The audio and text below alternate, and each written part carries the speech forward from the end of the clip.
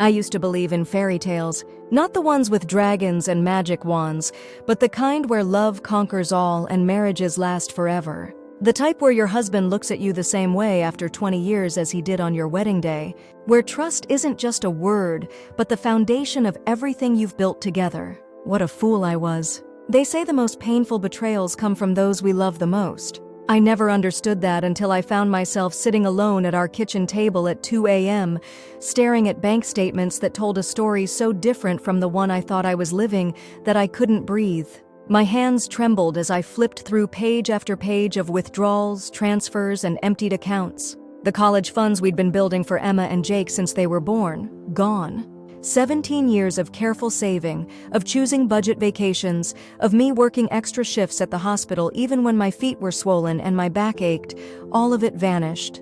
$237,452.18 to be exact.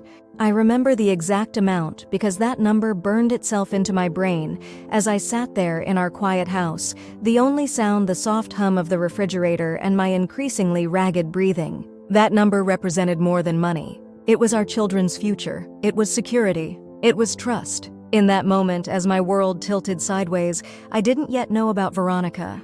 I didn't know about the apartment he'd been renting for her, or the jewelry he'd bought her with our money, or how she laughed at his jokes at the casino bar while he gambled away our children's education.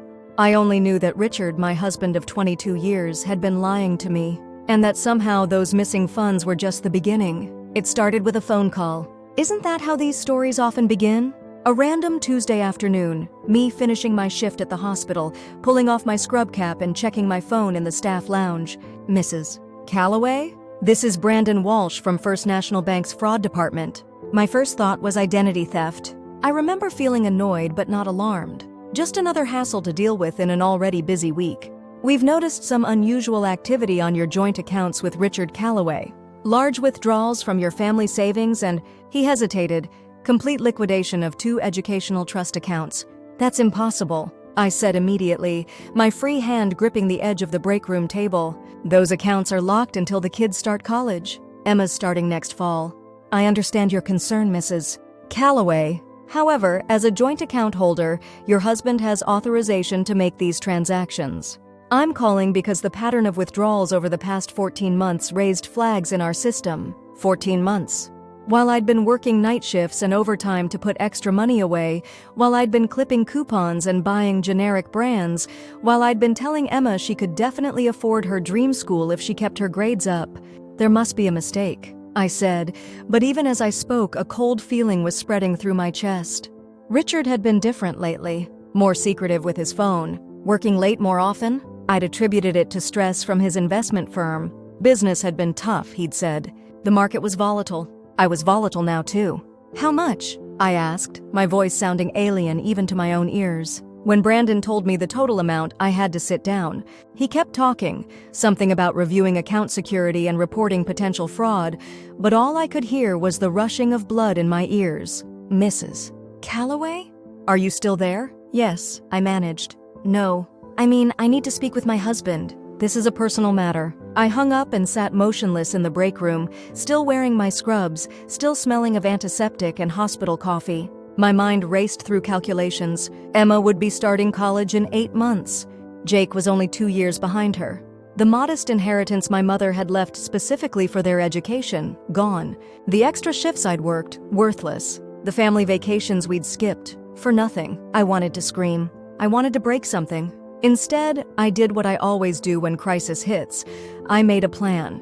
I wouldn't confront Richard immediately. I needed facts first. Evidence. Understanding. I called the bank back and arranged to meet with Brandon Walsh the following morning.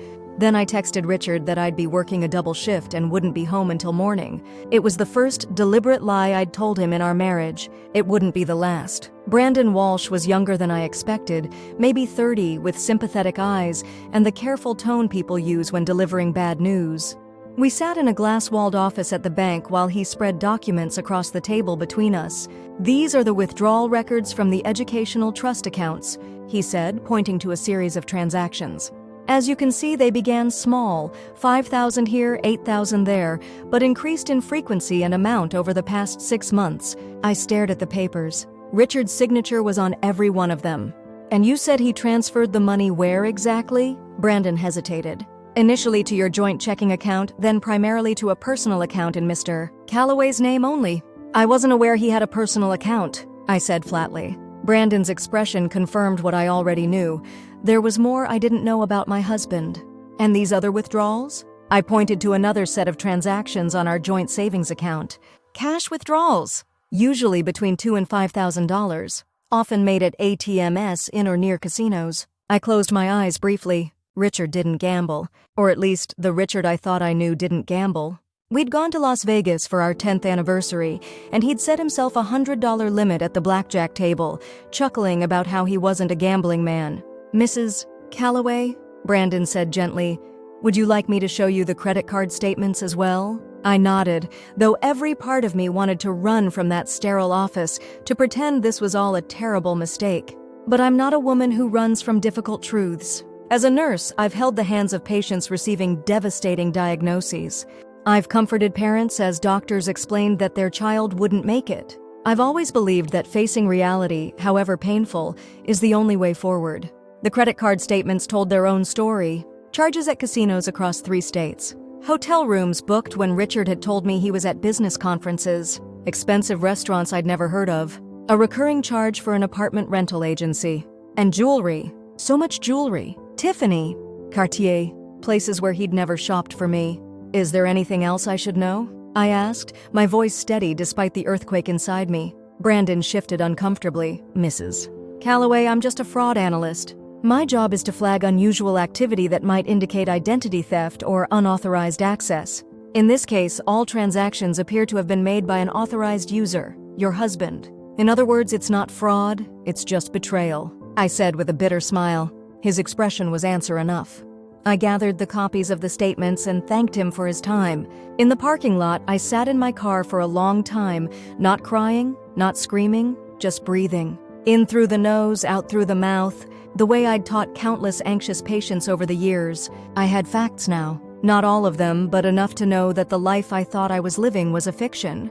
My husband had stolen our children's future and was clearly living some kind of double life. The questions pounding through my head were endless. How long had this been going on? Who was he spending all this money on? Was it gambling addiction or something more? But the biggest question was simpler. What was I going to do about it? I didn't go home. I couldn't face Richard yet, couldn't trust myself not to fall apart or, worse, to confront him before I had a complete picture. Instead, I drove to my best friend Diane's house. Diane and I had been friends since nursing school. She'd been maid of honor at my wedding and godmother to Emma. She'd also been divorced for 5 years from a man who, as she put it, couldn't keep his dick in his pants if you stapled it there. I needed her perspective, her strength, and most of all, her guest bedroom. She opened the door, took one look at my face, and pulled me inside. Who do I need to kill? She asked, only half joking. I laughed, but it came out as more of a sob. Richard. Her expression darkened. What did he do? I told her everything as we sat at her kitchen counter, drinking the emergency wine she always kept on hand. The bank statements, the missing college funds, the suspicious charges. With each revelation, her eyes grew wider, then narrower. That motherfucker, she said when I finished. That absolute waste of oxygen. I nodded, oddly comforted by her rage when I still felt mostly numb. Do you think he's having an affair? She asked bluntly. The evidence points that way, doesn't it? The apartment, the jewelry, the hotel rooms. And the gambling? I shrugged helplessly. I had no idea. None. How do you miss something like that in your husband of 22 years? Diane reached across the counter and squeezed my hand. Listen to me, Sarah. This isn't your fault. You didn't miss anything because he deliberately hid it from you. He lied. He stole. He betrayed you and your children. When she put it that way, I felt the first flickers of anger breaking through the shock. What am I going to tell Emma and Jake? I whispered. Emma's set on Northwestern. She's worked so hard. And Jake has his heart set on film school. You'll tell them the truth, Diane said firmly. But not yet. First, we need more information. She grabbed her laptop. What was that apartment rental agency called again? Over the next 3 days, I called in sick to work for the first time in 5 years and conducted my investigation from Diane's house. I told Richard I was at a nursing conference in Chicago and would be home Saturday. He didn't question it. He sounded relieved, if anything, which only fueled my growing anger. I started with the apartment rental agency, posing as Richard's assistant, calling to confirm some details about his lease. The cheerful receptionist was happy to help. "That's Unit 412 at the Westbrook on Palmer Street, leased to Richard Calloway, correct?" I asked. "That's right. Going on 16 months now. And the rent is automatically charged each month to Mr. Calloway's credit card?" "Yes, that's all set up in our system." "Is there a problem?" "No, just verifying information for our records." "One last thing. I believe there's a resident parking spot included? Number 17? "That's right. For the red BMW. Is there anything else I can help with?" I thanked her and hung up, my hands shaking. A BMW. Richard drove a sensible Lexus sedan. Had always claimed that luxury sports cars were for men having midlife crises. Apparently, he was that man. I looked up the Westbrook online. Luxury apartments, doorman building, rooftop pool. The kind of place young professionals and wealthy divorcees lived. Not the kind of place a married man maintains unless he's keeping someone there. "We need to see who's living in that apartment," Diane said when I told her. "How exactly do we do that? Stake it out like we're in a detective show?" Diane grinned. "Exactly like that." And so, on Thursday afternoon, we found ourselves parked across from the Westbrook in Diane's SUV with tinted windows, a thermos of coffee, and a shared determination that bordered on recklessness. "This is insane," I said, checking my watch for the 10th time. "We don't even know if anyone's home." "Patience," Diane counseled. "The receptionist said there's a parking spot for a red BMW. If someone's using it, they'll either come or go eventually." She was right, of course. At 5:37 p.m., a red BMW pulled into the parking garage of the Westbrook. Even from a distance, I could see Richard behind the wheel. My stomach lurched. Part of me had been holding on to the desperate hope that this was all somehow a misunderstanding, that the apartment was for a relative I didn't know about, or a business arrangement I wasn't privy to. Anything but the obvious. "That son of a bitch," Diane muttered. We waited. 20 minutes later, Richard emerged from the building's front entrance with a woman. She was young, maybe 30, with long dark hair and the kind of figure that men notice. She was laughing at something Richard said, her hand on his arm in a gesture of casual intimacy that felt like a knife to my gut. He kissed her before helping her into the BMW, and they drove away together. I sat frozen, unable to speak or move or even think clearly. It's one thing to suspect your husband is cheating. It's another to watch him kiss another woman in broad daylight, looking happier than he'd seemed in years. "We should follow them," Diane said. "No." I found my voice at last. "I've seen enough. Don't you want to know where they're going?" It doesn't matter. And strangely, it didn't. The specifics of their betrayal, where they dined, where they slept together, what they talked about, seemed irrelevant compared to the larger truth. My marriage was a lie. Back at Diane's house, I finally allowed myself to cry. Not delicate tears, but ugly, wrenching sobs that left me gasping for breath. I cried for the marriage I thought I had, for the trust that had been shattered, for Emma and Jake, whose futures were now uncertain, and finally, I cried for myself, for the woman who had given 22 years to a man who could throw it all away so casually. When the tears finally stopped, I felt hollow but clearer. The shock was wearing off, leaving behind a cold, hard anger that felt almost like strength. "What now?" Diane asked, handing me a glass of water and 2 aspirin for my pounding head. "Now," I said, "I find out everything. And then I decide how to destroy him." The next day, I did something I never thought I would do. I hired a private investigator. His name was Marcus Reynolds, and Diane's divorce attorney had recommended him highly. He had kind eyes that contrasted with his no-nonsense demeanor, and he didn't judge me when I explained my situation. "I need to know everything," I told him. "Who she is, how long it's been going on, and most importantly, where all our money has gone. I need to understand the full extent of what I'm dealing with." Marcus nodded, taking notes. "Gambling and a mistress? That's a costly combination, Mrs. Calloway." "Sarah, please." "Sarah, I'll need access to whatever financial records you have, bank statements, credit card bills, investment accounts." I handed him the folder I'd prepared. "This is everything the bank gave me, plus what I could access online. There are accounts I didn't know existed until this week." "That's common in these situations," Marcus said, not unkindly.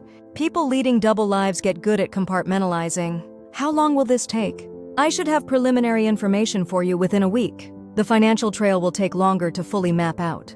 "Do you have a specific timeline in mind?" I thought about Emma, excited about college acceptance letters that would start arriving in December. About Jake, who had just started his junior year of high school. About the upcoming holiday season that would now be tainted by this knowledge. I need enough information to make decisions by Thanksgiving, I said firmly. That gives you about 3 weeks. Marcus quoted his fee, which made my stomach clench given our new financial reality, but I wrote him a check from my personal account, the one I'd maintained separately throughout our marriage, where my inheritance from my father was kept, the money I'd been saving for a European vacation for our 25th anniversary. That anniversary would never come now. One more thing, I said as Marcus prepared to leave. I don't want my husband to know he's being investigated. Not yet. Of course. Discretion is part of the service. He paused at the door. Sarah, I've done this job for 15 years. I've seen hundreds of cases like yours. My advice? Prepare yourself for what we might find. It's usually worse than you initially suspect. I nodded, a chill running through me.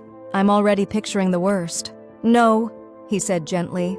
You're not. You can't. But I'll help you face it when the time comes. After he left, I sat alone in Diane's guest room, staring at my wedding photo that I'd brought with me in my hasty packing. Richard and I, young and radiant, absolutely certain that our love would conquer all obstacles. I removed the photo from its frame and tore it precisely down the middle, separating Richard from me with a clean, decisive rip.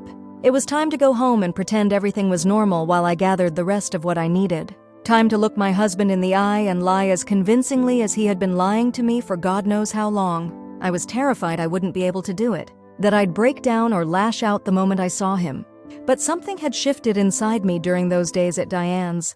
The initial shock had hardened into resolve. The pain had focused into purpose. Richard had no idea who he was dealing with. I barely recognized myself. I arrived home Saturday afternoon as planned, pulling into our suburban driveway with a plastered-on smile and a fabricated story about the nursing conference. Richard was watching football in the den, feet up on the coffee table, beer in hand, the picture of relaxed domesticity. "Welcome home, babe," he called out, not getting up, not even muting the TV. "How was Chicago?" "Informative," I said, setting down my bags. The keynote on patient-centered care was particularly good. He nodded absently, eyes on the screen. "Sounds fascinating." I stood there for a moment, watching him. This stranger I'd shared a bed with for over 2 decades. This man who could sit there so casually while our entire world was built on quicksand. "Where are the kids?" I asked, forcing normalcy into my voice. "Emma's at Jess's house working on some project. Jake's at soccer practice. Mark's mom is bringing him home around 6. He finally looked at me. "You okay? You look tired." I was exhausted, but not from any conference. "Just a long drive."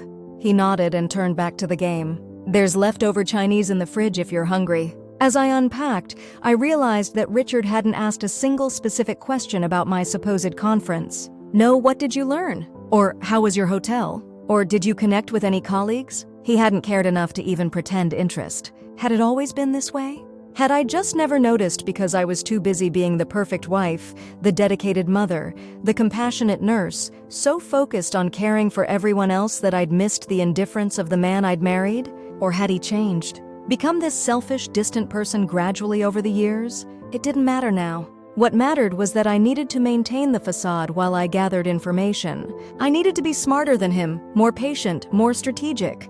That night, after a stilted family dinner where I asked the kids about their weeks and deliberately avoided looking at Richard too closely, I lay awake beside him, listening to his even breathing. Once the sound had comforted me. Now it made my skin crawl. How many nights had he lain here beside me, thinking of her? How many times had he touched me after touching her? How many lies had passed through those lips that had kissed another woman just days ago? I turned away from him, curling into myself at the edge of the mattress. I would get through this. I would find out everything, and then I would decide what to do with the knowledge.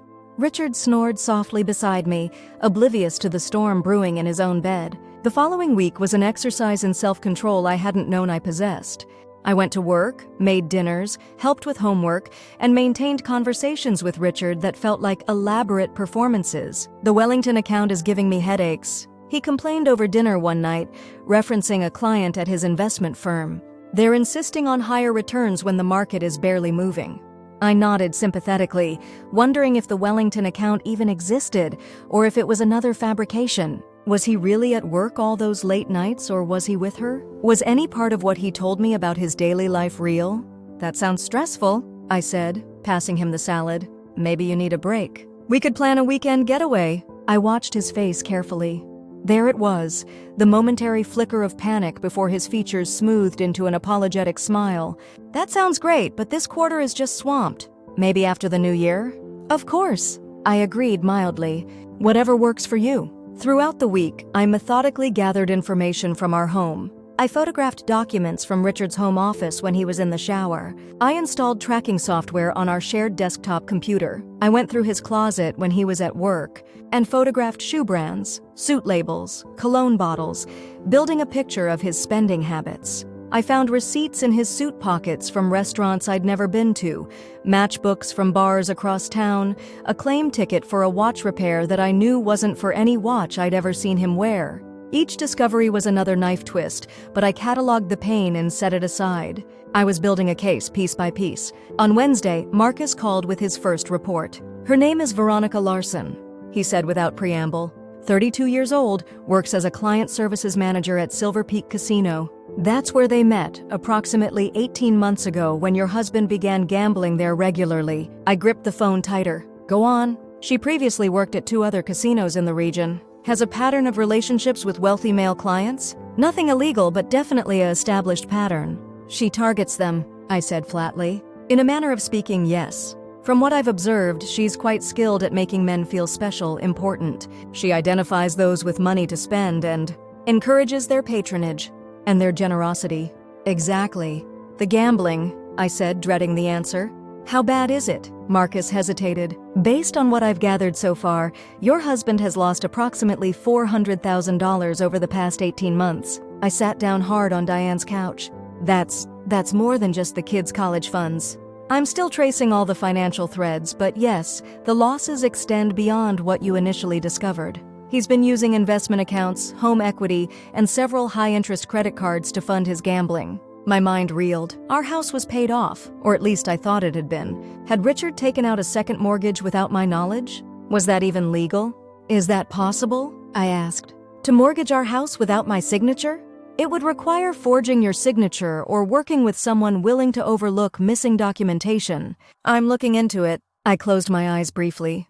And the Mistress Veronica, what's her relationship to the gambling? Based on my surveillance, she accompanies him to the casino several times a week. She appears to encourage his play, especially when he's losing. Classic tactics, touching his arm when he places large bets, celebrating his wins excessively, consoling losses with affection. She's using him, I said, a bitter taste in my mouth. It's symbiotic, Marcus corrected. He gets the thrill of the gambling, her attention, and what he perceives as high status among the casino staff who cater to high rollers. She gets expensive gifts, a luxury apartment, and likely cash as well. And what does his investment firm think of all this? I asked. Surely they've noticed if he's gambling during work hours. Another pause. Sarah, I need to ask you something. When was the last time you had any direct contact with anyone from your husband's firm? I thought back. The company Christmas party last year, I guess. Why? Because Callaway Investments downsized significantly 3 months ago.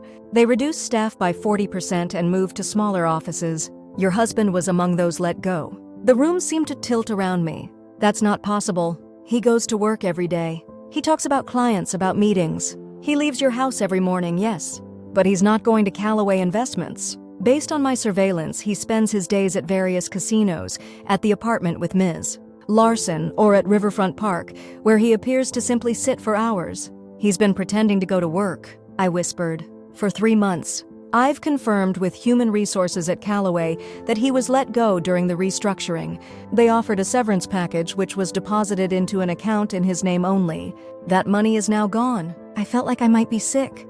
Not only had Richard gambled away our children's future, but he'd lost his job and hidden that fact while continuing to deplete our savings. The enormity of the deception was almost incomprehensible. I need to see everything, I said finally. Bank records, credit card statements, mortgage documents, anything you can get legally. I need to understand exactly what we're facing financially. I'm working on it, Marcus assured me. I should have more complete financial information by early next week. In the meantime, I'll continue surveillance of both your husband and Ms. Larson. After hanging up, I sat motionless on Diane's couch, trying to process this new information. Richard had lost his job. He had no income. He was spending his days gambling and lying. Our financial future, already precarious with the loss of the college funds, was in even greater jeopardy than I'd realized. And through it all, he came home each night, kissed my cheek, and carried on as if nothing had changed. The rage that had been simmering inside me began to boil. That night, I couldn't maintain the charade. When Richard texted that he'd be working late again, I replied with a simple "okay," and then turned off my phone. I couldn't bear to look at his lies glowing on my screen. Instead, I drove to Silver Peak Casino. I told myself I just wanted to see the place, to understand the environment that had become more important to my husband than our family's security. But deep down, I knew I was hoping to see them together, Richard and Veronica, to witness with my own eyes what I'd so far only heard about or glimpsed from a distance. I almost didn't recognize him when I found him. I'd entered through the main doors, bypassing the hotel lobby and following signs to the casino floor. The cacophony hit me immediately, the chiming of slot machines, the murmur of voices, the piped-in music creating a discordant symphony designed to disorient and excite. I scanned the room, moving past the slots toward the table games, where I guessed Richard would be. I spotted him at a roulette table surrounded by a small crowd. He was standing, not sitting, gesturing expansively as he placed chips on the table. He wore a suit I didn't recognize, more stylish and expensive-looking than his usual workwear, and his hair was different, slightly longer and styled in a way that made him look younger. But it was his expression that stopped me cold. He looked alive in a way I hadn't seen in years. Animated, excited, his eyes bright with the particular fever of gambling. As I watched from behind a nearby pillar, the roulette wheel spun, the ball clattered, and the table erupted in cheers. Richard had won, and he raised his arms in triumph as a young dealer pushed a substantial pile of chips toward him. And then she appeared at his side. Veronica, even more beautiful up close than she had appeared from a distance. She pressed herself against Richard's side, whispering in his ear, her hand sliding possessively down his arm. He turned to her with a look of such naked adoration that I had to grab the pillar for support. He never looked at me that way anymore. I couldn't remember the last time he had. As I watched, frozen in place, Richard scooped up his winnings and handed a substantial stack of chips to Veronica. She accepted them with a kiss that lingered just long enough to be inappropriate in public. Then she strode confidently to a nearby blackjack table and sat down, placing the chips in front of her. Richard followed, standing behind her chair, his hand resting intimately on her shoulder. I felt ill. I'd come here wanting confirmation, and I'd received it in the most painful way possible. But now that I was here, now that I was witnessing it, I couldn't look away. I needed to see it all, to burn it into my memory as fuel for what would come next. I moved closer, finding a seat at a neighboring blackjack table where I could observe them without being obvious. For over an hour, I watched as they gambled, drank champagne, and touched each other with the easy familiarity of longtime lovers. Richard lost his initial winnings and more, but he seemed unconcerned, signing for more chips with a flourish that suggested this was a common occurrence. Veronica won sometimes and lost sometimes, but she was more measured in her betting. Once, when she won a significant hand, Richard bent to kiss her neck in celebration, and she skillfully redirected him toward placing another large bet. I could see the manipulation now that I was looking for it, the way she encouraged his riskier plays, the subtle reinforcement of his gambling through her affection. They were toxic together, feeding each other's worst impulses. Richard's need for excitement and admiration. Veronica's apparent desire for financial security through whatever means necessary. I might have felt sorry for him if he hadn't destroyed our family to maintain this fantasy. As I watched, Veronica excused herself and headed toward the restrooms. Without conscious decision, I found myself following her. I needed to see her up close, this woman who had become central to my husband's deception. The casino restroom was ornate, with marble countertops and individual powder rooms instead of stalls. Veronica was at the mirror, reapplying her lipstick when I entered. Our eyes met in the reflection, and for a moment, I thought she might recognize me somehow. But of course, she wouldn't know Richard's wife on sight. Why would she? In her world, I probably didn't exist beyond an abstract concept.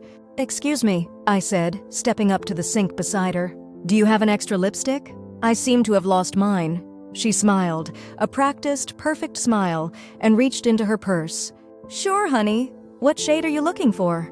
"I've got several." Her voice was huskier than I'd expected, with a slight southern accent. Up close, I could see that her youth and beauty required more maintenance than was apparent from a distance. The careful makeup, the strategic lighting of her cleavage with a subtle shimmer, the expertly colored and styled hair. "Something red," I said. "I'm feeling bold tonight." She laughed. "Aren't we all?" "Here, try this one. It's called Dangerous Liaison. Appropriate for a casino, don't you think?" I accepted the lipstick, applying it carefully while studying her in the mirror. "Perfect. Thank you. Are you having a lucky night?" "Luck comes and goes," she said with a philosophical shrug. "But I've got a generous friend who makes sure I don't go home empty-handed." "A boyfriend?" "Something like that." She smiled secretively. "He's very successful. Works in investments." The casual lie stung more than I expected. Not just that Richard was presenting himself as successful when he'd lost his job, but that Veronica was clearly content to perpetuate the fiction. Or perhaps she believed it. Perhaps Richard had lied to her as thoroughly as he'd lied to me. "How nice," I said, returning her lipstick. "I'm actually in finance as well." "Which firm does he work for?" "Maybe I know him." A flicker of uncertainty crossed her face, quickly masked. "Callaway Investments. He's quite high up there. Richard Callaway." I forced myself to maintain my pleasant expression, even as my heart hammered in my chest. "Richard Callaway? I don't believe I know him, but Callaway Investments has a good reputation." She relaxed slightly. "Yes, he's very good at what he does. Very smart with money." I nearly laughed at the irony, but managed to simply nod. "Well, best of luck tonight. And thanks for the lipstick." As I left the restroom, I felt oddly calm. Seeing Veronica up close, speaking with her, had shifted something in me.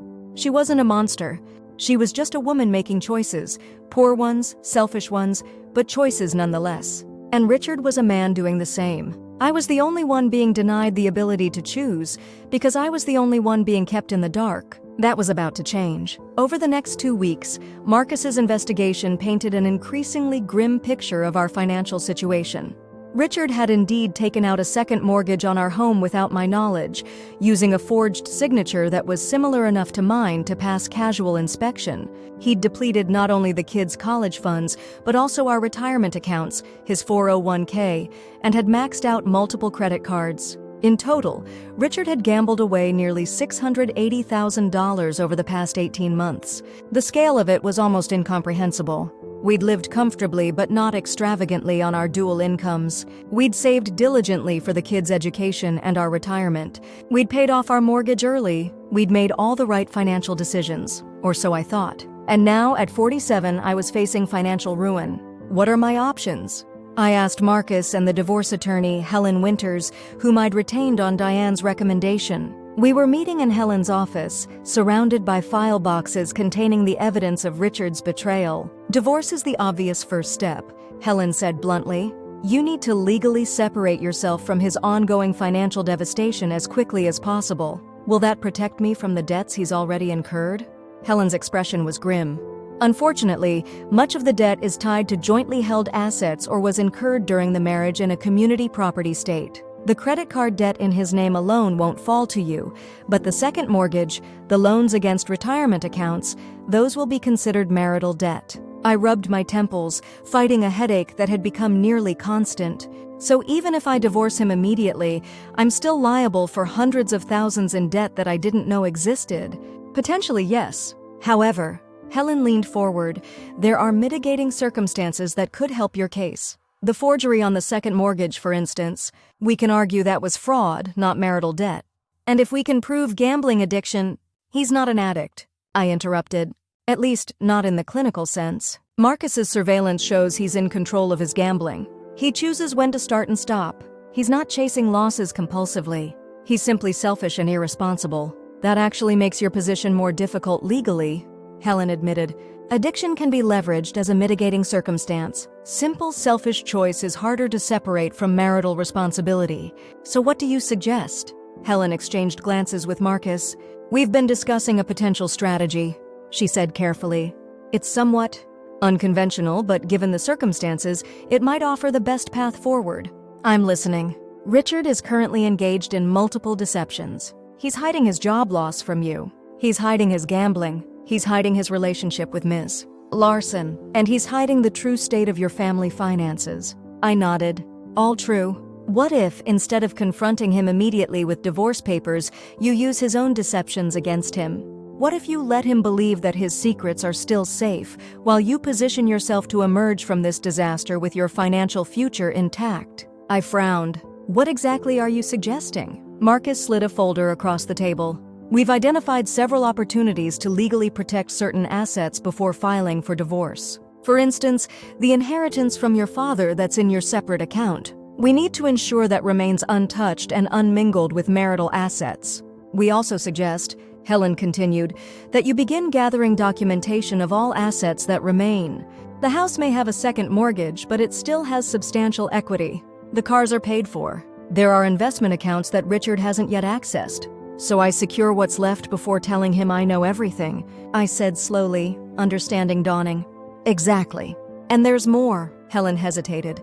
This part is where things get ethically complex. Richard's mistress, Veronica Larson, has received substantial gifts from him, gifts purchased with marital assets. The jewelry, I said bitterly. The BMW. The apartment. Yes. In a typical divorce, those gifts might be considered marital assets that could be reclaimed or their value counted against Richard's share of the settlement. But given the unusual circumstances, Marcus picked up the thread. Ms. Larson isn't just a passive recipient of these gifts. Based on our surveillance, she's actively encouraging Richard's gambling, which directly harms your financial interests. She's also aware that he's married yet continues the relationship. You're saying she's complicit, I concluded. We're saying she might be vulnerable to certain pressures, Helen said carefully, particularly if she believes her comfortable lifestyle might be threatened. I looked between them. You want me to blackmail her? No, Helen said firmly. That would be illegal and unethical. What we're suggesting is an approach that makes her aware of her precarious position and offers her a choice: cooperate with us or face the financial and possibly legal consequences of her actions. What kind of cooperation? Marcus opened the folder he'd pushed toward me earlier. We believe Ms. Larson has access to information that could strengthen your position considerably. Bank account details, knowledge of where assets have been hidden, perhaps even evidence of the forgery on the mortgage documents. Turn her into an informant, I said, the pieces clicking into place. An ally, Helen corrected. One whose interests might align with yours more than she currently realizes. I sat back, considering. The approach they were suggesting felt manipulative, even underhanded. But wasn't that exactly what Richard had been doing to me for over a year? Manipulating me, lying to me, undermining our family's future while I worked extra shifts and clipped coupons? This won't be easy, Marcus warned. Ms. Larson is intelligent and resourceful. She's built a life around extracting resources from men like your husband. She won't be easily intimidated.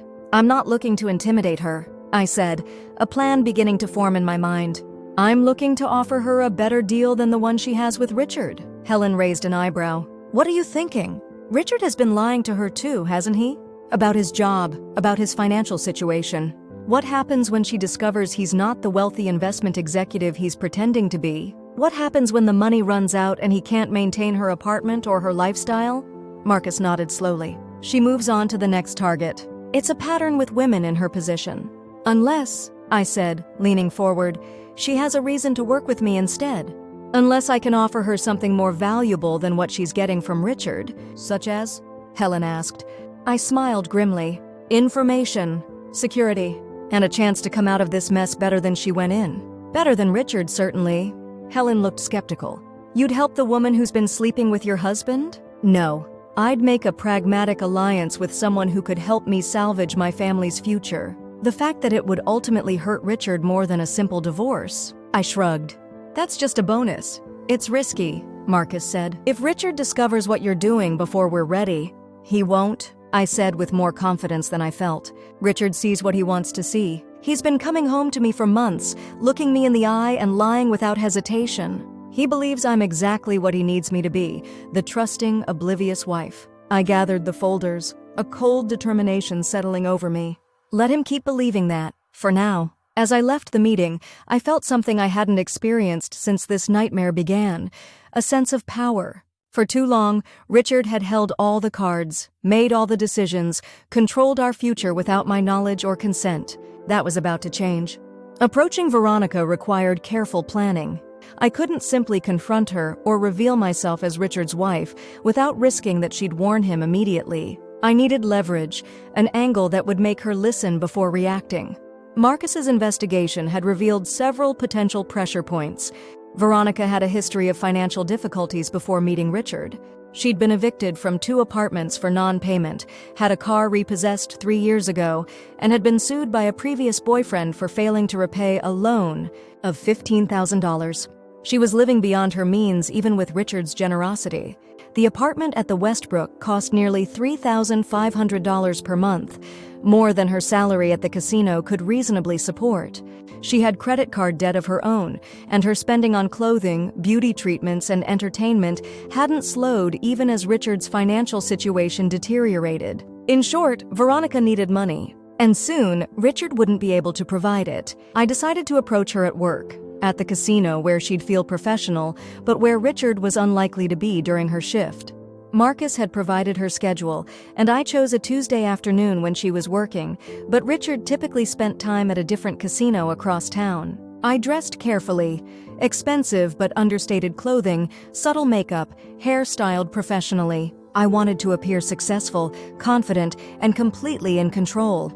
Silver Peak Casino was quieter on a Tuesday afternoon than it had been during my previous visit. I spotted Veronica immediately, working at a high-limit blackjack table, her practiced smile in place as she chatted with the players. I took a seat at her table, placing the minimum bet for the high-limit area, 100. It hurt to put down that chip when our financial future was so precarious, but I reminded myself this was an investment in our recovery. Veronica dealt the cards with practiced efficiency. I played conservatively, neither winning nor losing much, making small talk with the other players but watching Veronica. Up close, I could better see what had attracted Richard. Beyond her obvious beauty, she had a way of making each person at the table feel special, remembered, important. She recalled their names, their drinking preferences, asked about family members or recent vacations they'd mentioned. It was a skill, making people feel seen. A valuable one in her profession, both as a dealer and as someone who cultivated wealthy men's attention. After about an hour, the table cleared except for me. As Veronica shuffled the cards, I made my move. "You're very good at this," I said. She smiled. "Thank you. I've been dealing for 7 years now, not just the cards. The people. You make everyone feel important." Something flickered in her eyes, caution perhaps, or curiosity. "It's part of the job." "Is that what attracted Richard Calloway? That you made him feel important?" Her hands faltered slightly on the cards, but she recovered quickly. "I'm sorry, I don't discuss our clients specifically." "That's wise." I agreed, sliding a business card across the table. It was new, printed just for this purpose. It identified me as Sarah Calloway, financial investigator. Not technically a lie, I was certainly investigating finances, but deliberately misleading. "What is this?" Veronica asked, not touching the card. "An opportunity to protect yourself," I said quietly. "Richard Calloway has been lying to you, Veronica, about his job, his money, his future. And when it all falls apart, which it will very soon, you'll be left with nothing. Unless we talk?" Her expression hardened. "I don't know what you think you know, but—" "I know he was fired from Calloway Investments 3 months ago," I interrupted smoothly. "I know the second mortgage he took out on his house used a forged signature. I know he's lost over $680,000 gambling in the past 18 months. And I know that the beautiful apartment he rents for you will be the first thing to go when his remaining credit runs out. Which should be—" I checked my watch theatrically. "Any day now." Her face had paled slightly, but she maintained her composure. "Who are you really? What do you want?" "Someone with mutual interests," I said. "And what I want is simple, information. In exchange, I'm prepared to ensure you don't lose everything when Richard's house of cards collapses." She glanced around, clearly uncomfortable having this conversation at her workplace. "I get off at 6. There's a coffee shop across the street. Meridian Cafe." I nodded and stood. 6:30. Come alone. "And Veronica? Don't tell Richard about our conversation. He'd only lie to you again, and then you'd miss your chance to come out of this ahead." As I walked away, I felt her eyes on my back. I'd planted the seeds of doubt, suggested that her comfortable arrangement with Richard was in jeopardy, and offered a potential lifeline. Now I just had to hope she was pragmatic enough to take it. Meridian Cafe was nearly empty when Veronica arrived at 6:35. She'd changed from her casino uniform into jeans and a simple blouse, her makeup refreshed but more subtle than her work look. Without the glamour of the casino setting, she appeared younger, more vulnerable. I'd chosen a table in the back corner, away from windows and other patrons. I had a coffee in front of me and had ordered a second, remembering from Marcus's report that she preferred vanilla lattes. She slid into the seat across from me, eyeing the coffee suspiciously. "It's not poisoned," I said dryly. "Vanilla latte, right?" She ignored the drink. "Who are you really?" "You're not a financial investigator." "No," I agreed. "I'm Richard's wife." To her credit, she didn't flinch. Her expression remained carefully neutral as she studied me. "Prove it," she said finally.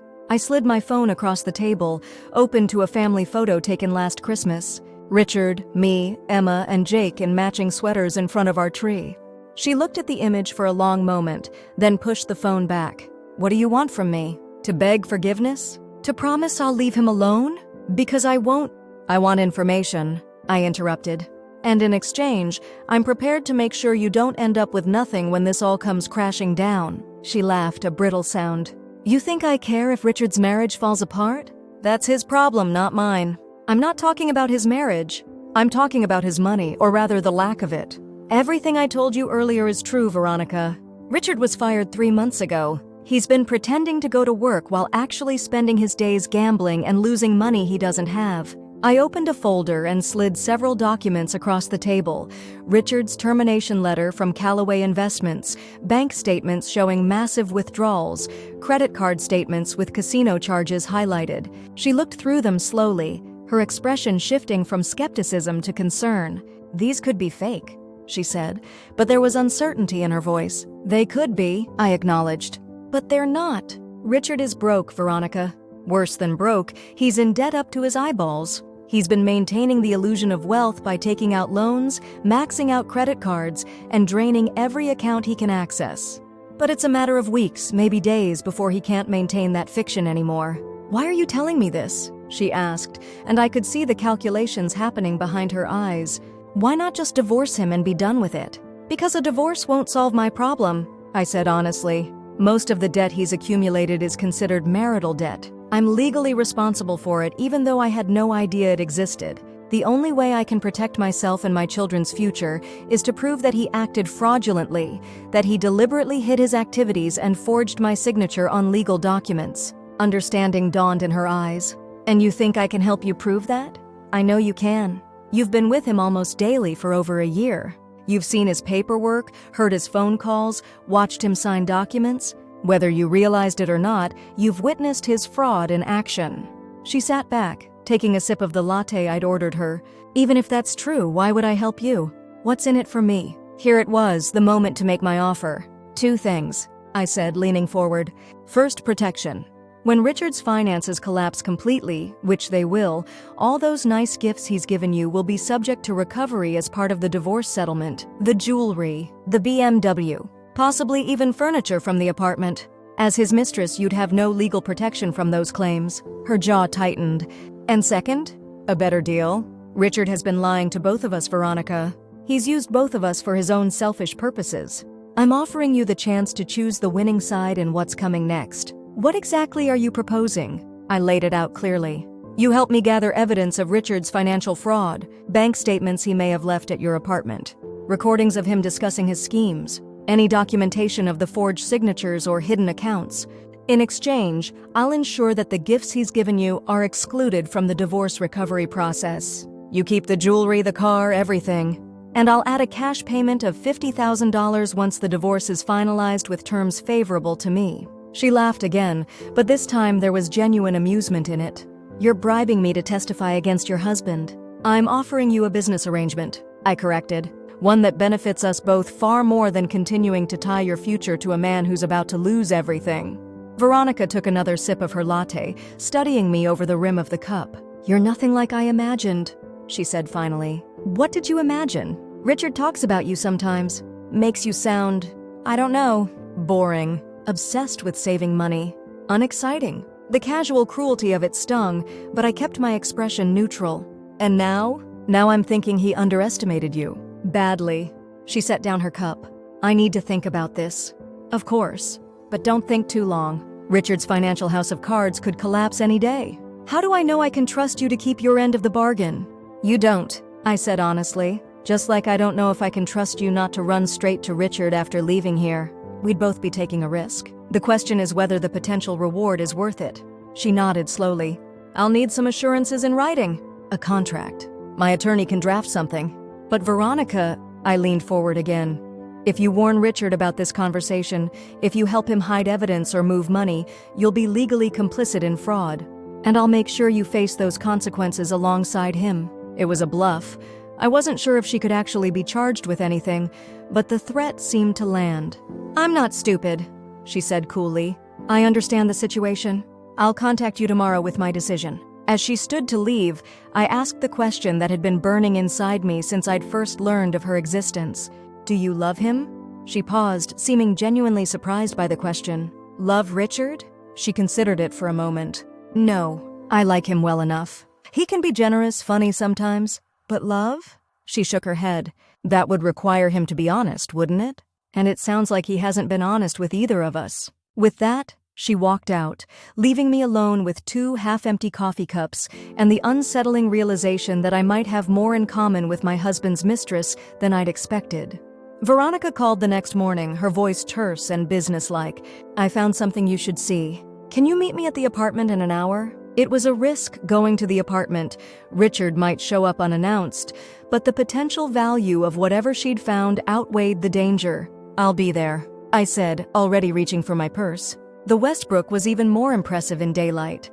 The lobby featured marble floors, modern art, and a uniformed doorman who smiled pleasantly as Veronica greeted him by name and led me to the elevator. The apartment itself was a revelation. Spacious and filled with natural light, it was decorated in a modern, minimalist style that was nothing like our traditional suburban home. The furniture was sleek, the art was abstract, and the overall effect was of a sophisticated urban retreat. Richard chose everything, Veronica said, noting my assessment of the space. Said he wanted a place that felt different from, she trailed off awkwardly, from the life he had with me. I finished for her. She nodded uncomfortably. Yes, show me what you found, I said, not wanting to dwell on the painful symbolism of Richard creating this alternate life, this alternate version of himself. Veronica led me to a home office area tucked into a corner of the living room. A small desk held a laptop and a stack of papers. Richard keeps financial records here sometimes, she said, gesturing to a locked drawer in the desk. I never paid much attention. Finances bore me, and he was always claiming everything was fine. But now? After our conversation yesterday, I started wondering. She pulled a key from her pocket. He doesn't know I found this. He keeps it hidden in his toiletry bag. She unlocked the drawer and removed a folder. These were inside. I don't understand all of it, but I recognized your name on some of the documents. The folder contained copies of mortgage documents, loan applications, and several bank statements. As I flipped through them, my heart began to race. There it was, my signature, on the second mortgage, clearly forged. And more, loan applications with inflated income statements, bank transfers to accounts I'd never heard of, and a document that appeared to be instructions for creating a convincing signature forgery. This is... I trailed off, overwhelmed by the evidence of Richard's deliberate fraud. Bad, right? Veronica supplied. I thought so. There's more, too. She reached for the laptop. He sometimes uses this when he's here. I know his password, it's my birth date.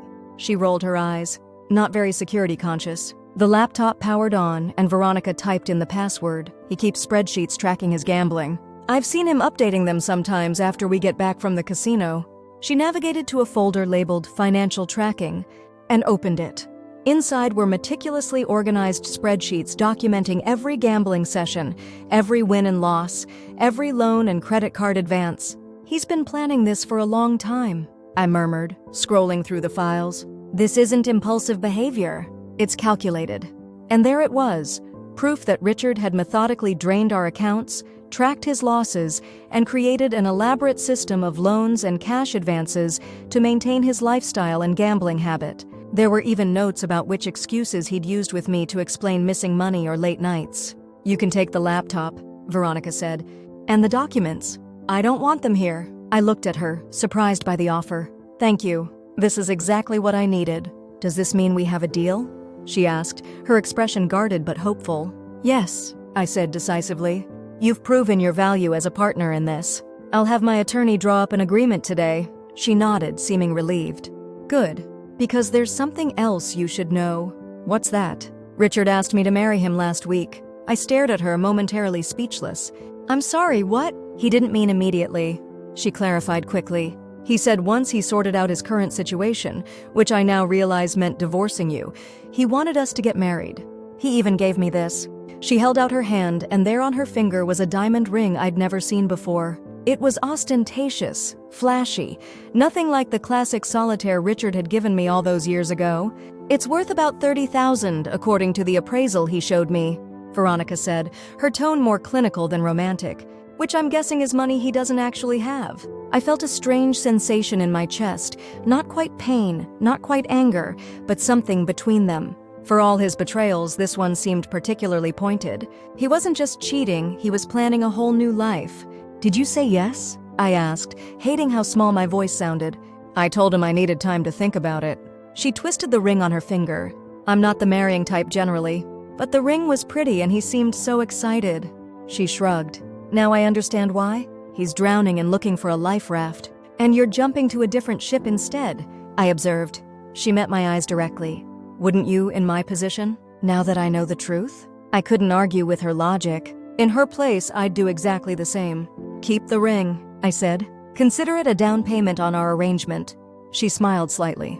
I intended to. As I gathered the laptop and documents preparing to leave, Veronica stopped me with a hand on my arm. "There's one more thing," she said. "Something I've been wondering since yesterday." "What's that?" "Why aren't you more angry with me?" "I've been sleeping with your husband for over a year." I considered the question carefully. "Oh, I was angry when I first found out. Furious, actually. But the more I learned about what Richard has done, the more I realized something important." "What?" "You're not the problem. You're a symptom. Richard's selfishness, his lies, his willingness to sacrifice our family's future for his own gratification, those are the problems. You're just the particular form his midlife crisis happened to take." She laughed, a genuine sound this time. "That's cold." "Accurate, but cold." "Besides," I added, "between the two of us, I think you've actually been more honest with me in one day than Richard has been in the past year." "Low bar," she observed dryly. "Very low," I agreed. "But I'll take honesty where I can find it these days." As I left the Westbrook with the evidence that would help me reclaim my family's future, I felt oddly light. The betrayal still hurt. It would probably always hurt on some level, but for the first time I could see a path forward. Richard had gambled everything we had on his selfish desires. Now I was placing my own bet, that with Veronica's help, I could take back what he'd stolen from us. And maybe, just maybe, come out ahead in the end. Over the next week, Veronica proved to be an unexpectedly valuable ally. She provided access to Richard's email accounts, where we found correspondence with loan officers, casino hosts, and jewelry stores.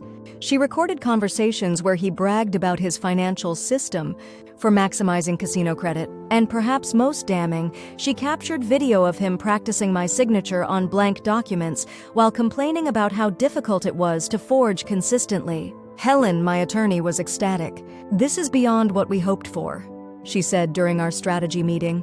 "We now have irrefutable evidence of fraud, forgery, and deliberate financial deception. With this, we can petition the court to assign all marital debt resulting from his gambling activities solely to Richard." "What about the house?" I asked. "The family home was my primary concern after the kids' education funds. Can we remove the second mortgage?" "That will be more challenging," Helen admitted. "But with the evidence of forgery, we have a strong case for financial fraud against the lending institution. They failed to properly verify the signature on a significant loan. At minimum, we should be able to negotiate a reduction or restructuring." Marcus, who had continued his surveillance of Richard, added another layer to our strategy. "Richard's gambling has become more desperate in the past few days. He's been borrowing from less reputable sources, loan sharks associated with the casinos. He's in over his head." "How much time do we have before it all falls apart?" I asked. "Days, maybe a week," Marcus estimated. "His credit cards are maxed out. He's missed payments on the second mortgage. And based on what we observed last night, he's down to selling personal items to finance his gambling." "What personal items?" "His watch collection, golf clubs. And he's been making calls about selling his car." I processed this information, turning to Helen. "We need to move quickly then. before he damages our financial situation even further. I agree. I've prepared the divorce filing with all our evidence attached. We can submit it tomorrow morning. With the evidence of fraud, we can request an emergency order freezing all marital assets immediately. And Veronica? Helen handed me a document. This is the agreement we discussed. It protects the assets currently in her possession from recovery during the divorce proceedings and promises the additional payment upon successful resolution of the case. It's contingent on her continued cooperation, including potential testimony. I reviewed the agreement, which seemed straightforward and fair. Have her sign it today, and make sure she understands what happens next. Which is what exactly? Marcus asked. I laid out the plan I'd been formulating over the past week. It wasn't just about financial protection anymore. It was about justice, about consequences, about making sure Richard understood exactly what he'd lost and why. First, we file for divorce and get the emergency asset freeze in place. That's tomorrow morning. Second, we gather Emma and Jake this weekend and tell them the truth, an age-appropriate version, but the truth nonetheless. They deserve to know why our family is about to change dramatically. The thought of that conversation made my stomach clench, but I forced myself to continue. Third, we confront Richard, not just with the divorce papers, but with everything we know. The gambling, the affair, the job loss, the fraud, all of it with Veronica present. Helen raised an eyebrow. That's unconventional and potentially volatile. It's necessary, I insisted. Richard has been living in a fantasy world of his own creation, where his actions don't have consequences. He needs to face reality all at once with no room for more lies or manipulations. And after the confrontation? Marcus asked. After that, we proceed with the divorce as planned. With the evidence we've gathered, Richard will have little choice but to accept whatever terms we offer. If he fights, we're prepared to bring criminal charges for the forgery. Helen nodded slowly. It's aggressive, but given the circumstances, I support this approach. Richard has demonstrated that he cannot be trusted to act in good faith. There's one more element, I added, my voice steady despite the emotions churning inside me. Richard thinks he's taking everything from us, our financial security, our home, our future. I want him to understand that he's lost far more than we have. What do you mean? Helen asked. I mean that when this is over, I will have the house, his car, and the loyalty of the woman he thought loved him. He will have nothing but debt and the knowledge that his own actions destroyed everything he cared about. Marcus whistled softly. Remind me never to cross you, Sarah. I smiled grimly. I'm not vindictive by nature, but Richard made this personal when he gambled with our children's futures. Now he'll learn that was the worst bet he ever made. With the plan set in motion, I left the meeting feeling strangely calm. Tomorrow would begin the final phase of this nightmare, the confrontation, the legal battle, the difficult conversations with Emma and Jake. But for the first time since finding those bank statements at 2 a.m. all those weeks ago, I felt in control. Richard had rolled the dice with our lives and lost. Now it was my turn at the table, and I intended to win everything back, with interest. The emergency asset freeze was granted by 11 a.m. the following day. By noon, Richard's access to our joint accounts was suspended, credit cards frozen, and a temporary restraining order issued preventing him from selling or transferring any marital property. He called me at 12:37 p.m., his voice tight with barely controlled panic. Sarah, something's wrong with our accounts. I tried to withdraw cash for lunch and my card was declined. And the online banking is giving me some error about a freeze? I took a deep breath, slipping into the role I'd been performing for weeks. That's strange. Did you call the bank? I tried, but they're saying they can't discuss it with me, that I need to speak with our attorney. What attorney? We don't have an attorney. That's very odd, I said mildly. I can't talk right now, I'm with a patient. But I'll be home early tonight and we can sort it out then. But I need, he began, frustration evident in his voice. Richard, I'm at work. I interrupted firmly. We'll figure it out tonight. I'll be home by 6. I hung up before he could protest further. My hands were shaking slightly, but not from fear, from anticipation. The next call was to Veronica. It's time, I said simply. Be at our house at 6:30. Bring the ring and whatever else you've gathered. I'll be there, she confirmed, her voice steady. Do you think he suspects? He knows something's wrong, but he doesn't know what, yet. I spent the rest of the workday in a strange state of heightened awareness. Every sound seemed louder, every color brighter. I moved through my nursing duties automatically, my mind occupied with what was to come. At 5:30, I left the hospital and drove home, rehearsing what I would say, how I would manage Richard's inevitable denials and excuses. He was waiting when I arrived, pacing the living room with a glass of scotch in his hand. From his rumpled appearance and the state of the glass, it wasn't his first. "Finally," he said as I set down my purse. "Something's seriously wrong. All our accounts are frozen. My credit cards aren't working. I tried calling Callaway Investments to move some money from my 401k, and they said the account has been emptied. There must be some mistake." I looked at him, really looked at him, and wondered how I'd ever loved this man who could lie so convincingly, who could stand there feigning confusion about financial disasters he had created himself. "It's not a mistake, Richard," I said calmly. "The accounts are frozen because I filed for divorce this morning." He froze, the glass halfway to his lips. "You what?" "Filed for divorce," I repeated. "On grounds of financial fraud, adultery, and willful depletion of marital assets." He stared at me, his expression cycling rapidly through shock, confusion, and the beginnings of anger. "What the hell are you talking about? Is this some kind of joke?" "Sit down, Richard." My voice was calm but firm. "We need to talk." "I'm not sitting down. You need to explain what's going on right now." "Fine. Standing works too." I crossed to the built-in bookcase where I'd hidden the file containing copies of all the evidence we'd gathered. "I know everything, Richard. The gambling, the affair, the job you lost 3 months ago, the second mortgage you took out using my forged signature, the emptied college funds, all of it." His face paled, but he quickly recovered. "That's ridiculous." "You're confused, Sarah. Yes, there have been some financial setbacks at work, but nothing like what you're suggesting." I pulled out the termination letter from Callaway Investments. "You were fired on February 12th, 3 months ago." That's a misunderstanding. I'm on sabbatical." "No, Richard. You were terminated as part of a company downsizing. They gave you a severance package which you gambled away within 3 weeks." His expression hardened. "You've been spying on me? Going through my private papers?" "Yes," I said simply. "After I discovered you'd emptied our children's college funds, I decided I needed to understand exactly what was happening." "This is an invasion of privacy. You had no right." "I had every right," I snapped, my composure cracking slightly.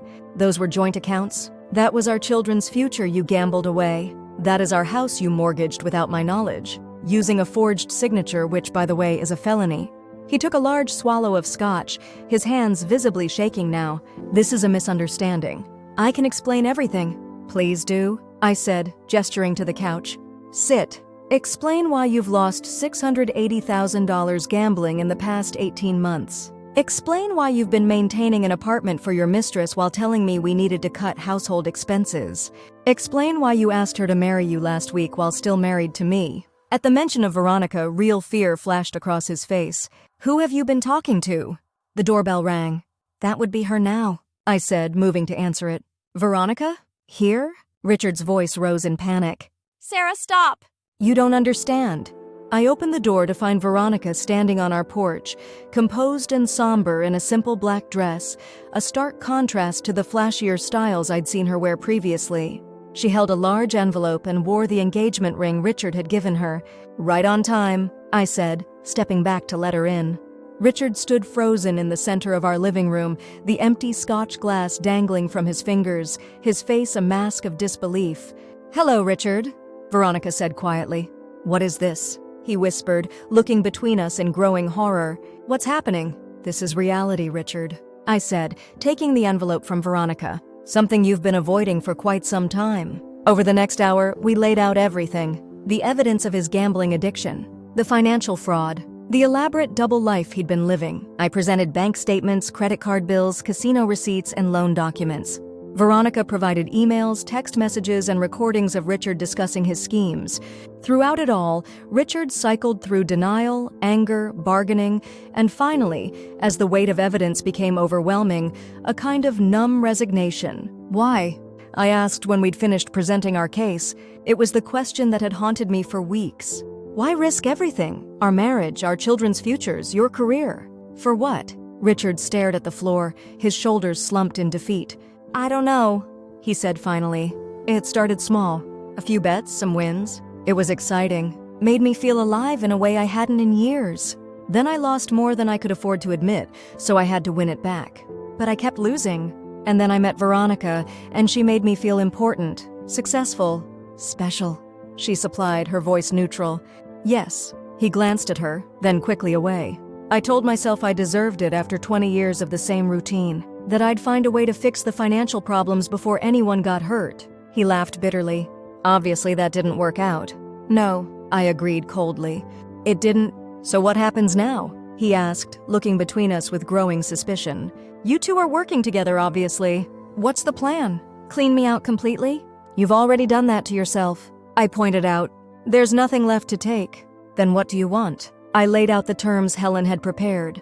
You will sign the divorce agreement acknowledging the financial fraud and accepting full responsibility for all gambling debts. You will relinquish all claims to the house, both cars, and any remaining investments. You will agree to seek treatment for gambling addiction as a condition of any future visitation with Emma and Jake. And if I refuse, then we proceed with criminal charges for the forgery, fraud, and financial exploitation. Helen estimates you'd face 5 to 7 years in prison, plus restitution. He paled. You'd do that? After 22 years of marriage, you'd send me to prison? After 22 years of marriage, you stole our children's college funds and spent them on gambling and your mistress, I countered. So yes, I would. In a heartbeat. Richard looked to Veronica, a last desperate hope in his eyes. And you? You're just going along with this? After everything I've done for you? Veronica met his gaze steadily. You lied to me too, Richard. You aren't the successful investment executive with money to burn. You're an unemployed gambling addict who stole from his family. That's not the man I agreed to be with. So what, you're choosing her side now?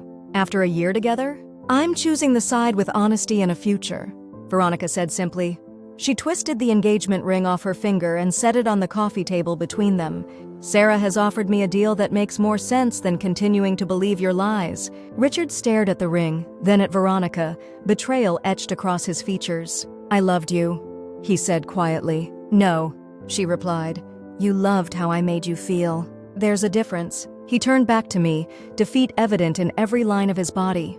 You've thought of everything, haven't you? Turned my own girlfriend against me, frozen my assets, gathered enough evidence to destroy me legally.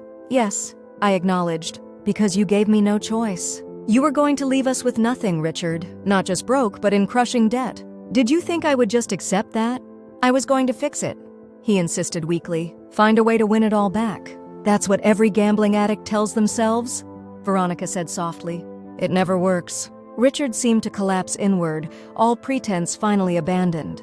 What do I do now? Where do I go? I have nothing left. Despite everything, I felt a flicker of pity for this broken man who had once been the center of my world. You'll sign the divorce agreement tonight. Then you'll check into the treatment facility Helen has arranged. After that, if you maintain sobriety from gambling, we can discuss limited visitation with the kids. And financially, you'll have to start over. I said simply, get a job, live within your means, pay off your debts over time. It was a harsh prescription, but a necessary one. Richard had created this disaster. Now he would have to find his own way through it.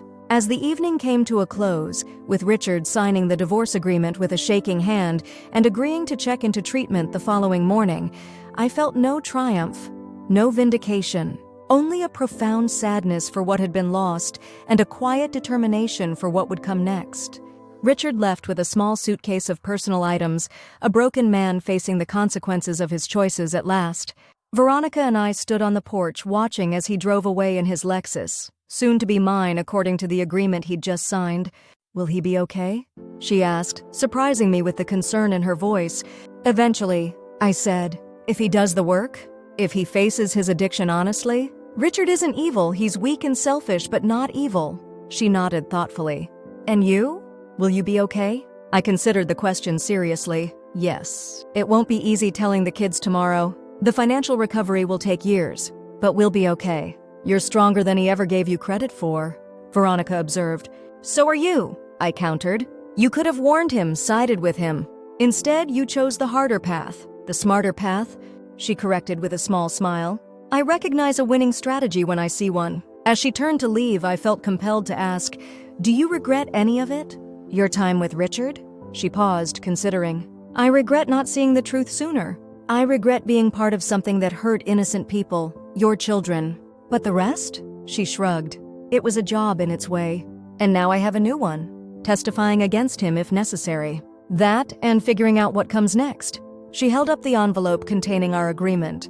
Thanks to this, I have options I didn't have before. What will you do? Finish my business degree. Move somewhere new, maybe. Start fresh without depending on someone else's money or attention. She smiled wryly. Novel concept for me, honestly. I watched her walk to her BMW, the car Richard had bought her with our money, now legally hers according to our agreement. It should have bothered me, but somehow it didn't. It seemed fitting that she would drive away with something tangible from this mess, just as I would keep the house and start rebuilding. Back inside, I surveyed the living room where my marriage had effectively ended an hour earlier. The house felt different already, lighter somehow despite the challenges that lay ahead. I thought of Emma and Jake, and the difficult conversation awaiting us tomorrow, of the financial restructuring that would dominate the coming months, of the life I would build from the ashes of Richard's betrayal. He had gambled everything and lost. But I had played a different game, one of patience, strategy, and calculated risk, and I had won. I had taken back the house, the car, and even his mistress, not in the way he might have feared, but in a way that was ultimately more devastating. I had shown them both who I really was, not the boring, predictable wife Richard had described, but a woman of strength, intelligence, and determination. As I climbed the stairs to sleep alone in what had been our bedroom, I felt no joy in my victory, only resolution, only certainty that whatever came next, I would face it on my own terms.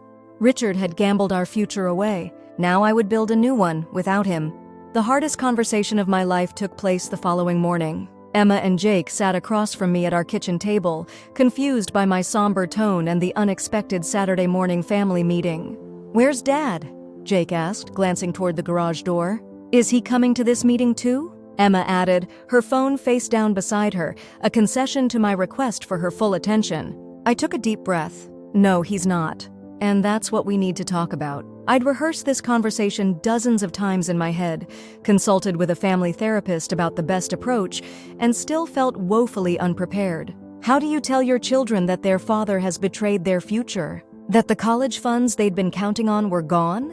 That our family as they knew it had already ended? Your father and I are getting divorced, I said, deciding that directness was the only way forward. He moved out last night and will be staying at a treatment facility for the next 30 days. Emma's face went blank with shock.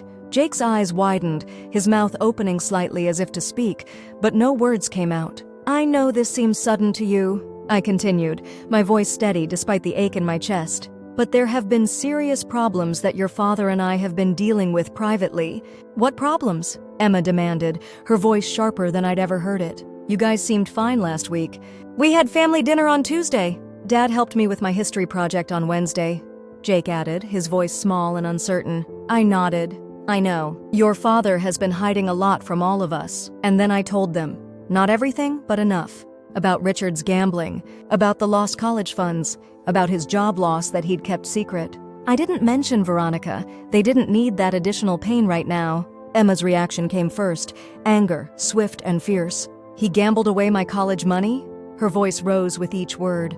All of it?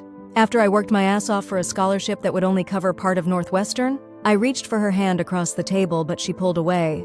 How could he do that? How could he lie to us like this? Jake's reaction was quieter, but no less heartbreaking.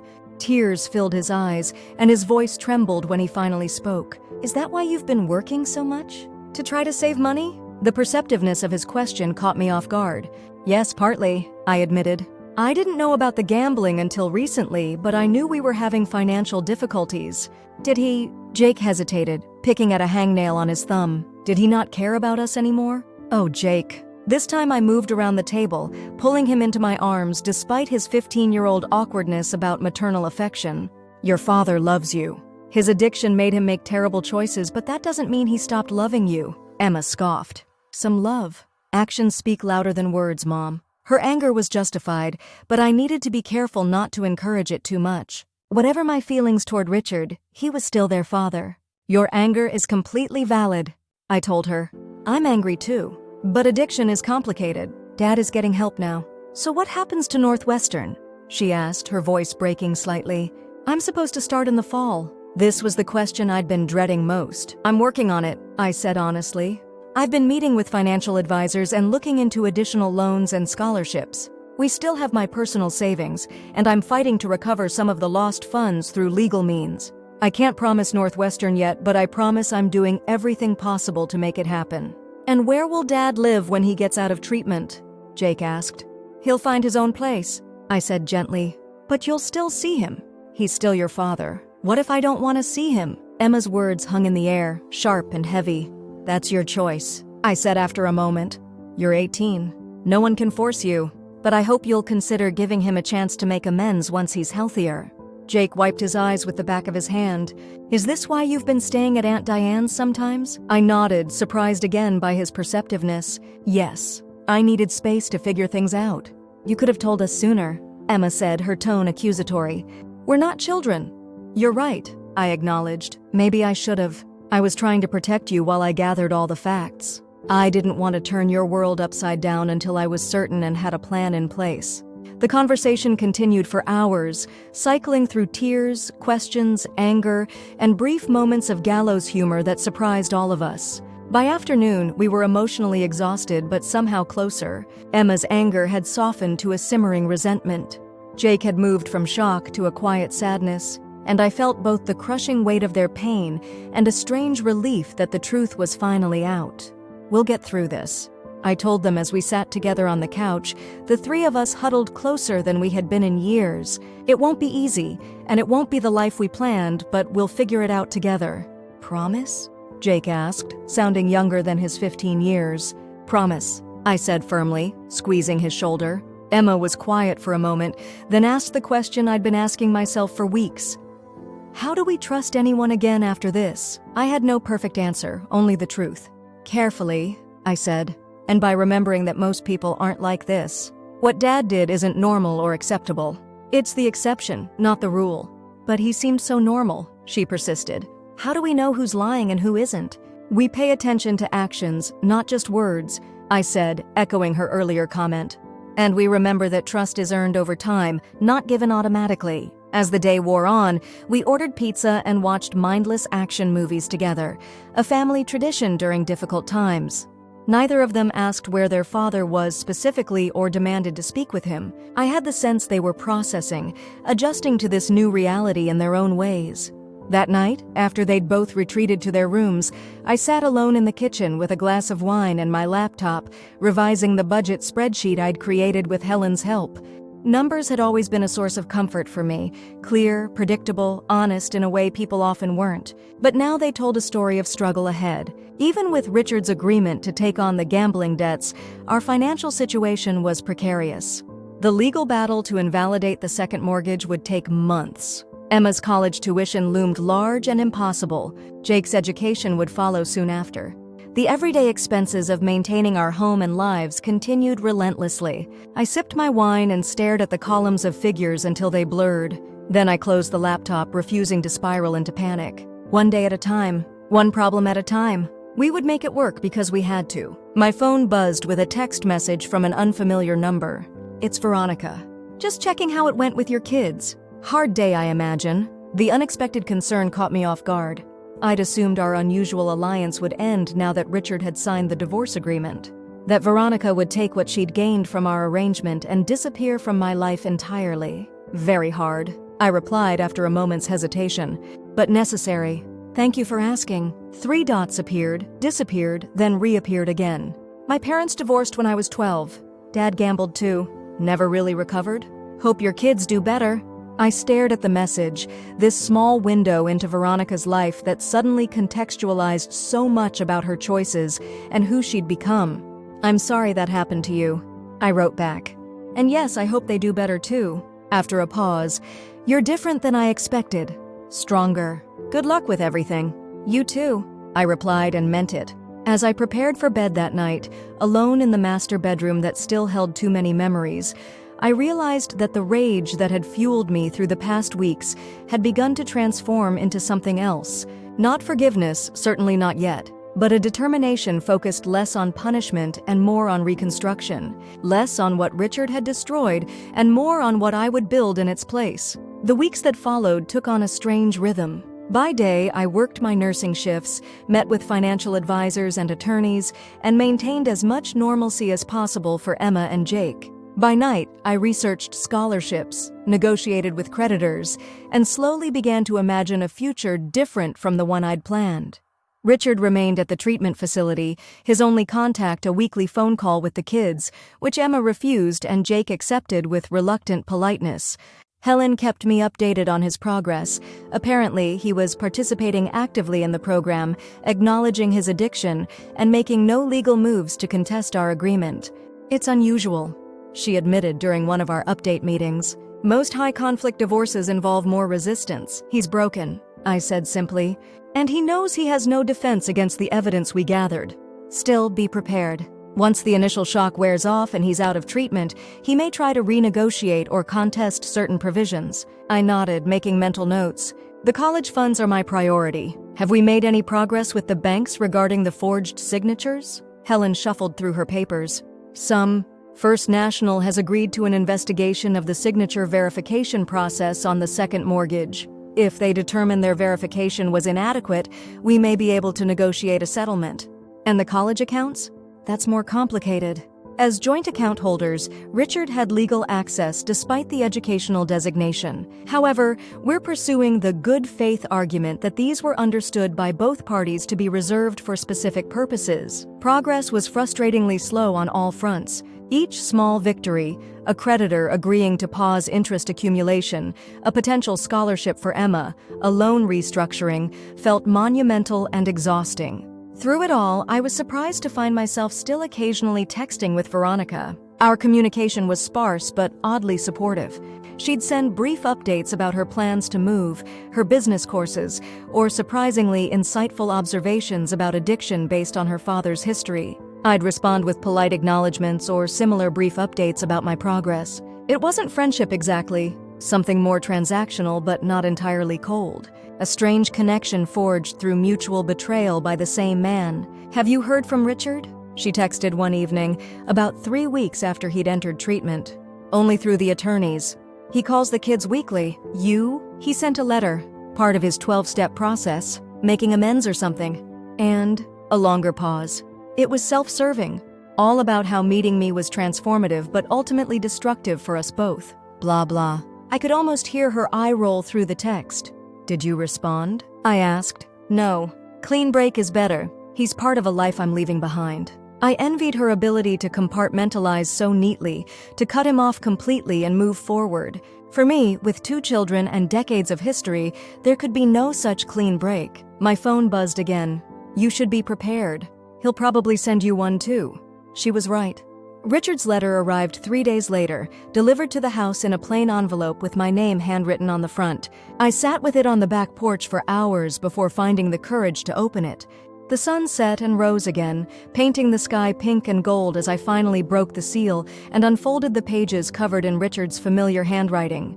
"Sarah," it began, "I don't know how to start a letter like this. Nothing I can say will undo what I've done or restore what I've taken from you and our children.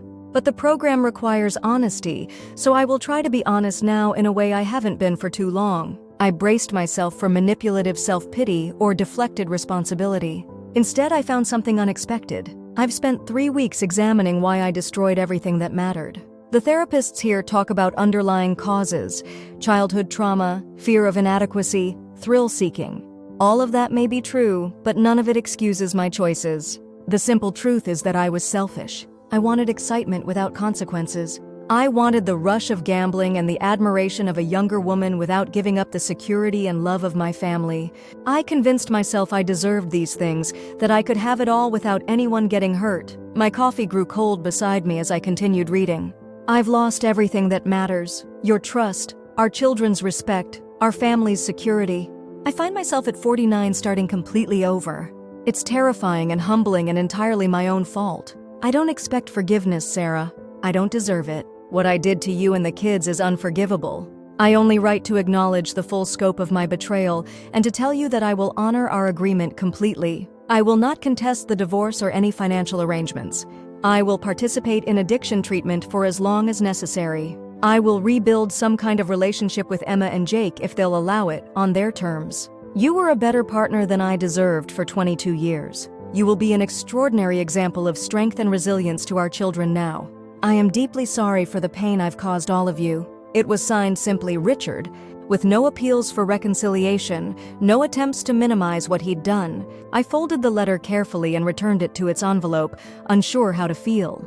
There was a finality to his words that should have brought relief, confirmation that he wouldn't fight the divorce or the financial arrangements, but instead left me feeling strangely hollow. For so long, I'd channeled my pain into righteous anger, into the meticulous planning of consequences for Richard's betrayal. Now, faced with his complete surrender, I found myself navigating unfamiliar emotional territory. Not forgiveness, certainly not yet, but perhaps the first faint possibility that someday the mention of his name wouldn't instantly ignite rage or anguish. I texted Veronica. "Got the letter?" Better than I expected. Her response came quickly. "Same." Almost seemed sincere. "Still not answering." "I won't either," I decided. Nothing to say right now. The truth was more complicated, of course. There was plenty I wanted to say to Richard. 22 years' worth of accumulated questions and accusations. But what would be the point? No explanation could justify what he'd done. No apology could restore what we'd lost. Instead, I returned to my laptop and the scholarship applications I'd been researching for Emma. Forward motion, small steps, rebuilding. Emma's acceptance to Northwestern had once been a moment of unalloyed joy, a validation of her hard work and intelligence. Now it loomed as a financial impossibility that kept me awake at night. Her academic scholarship would cover only about 30% of the tuition. Without her college fund, the remainder seemed an insurmountable obstacle.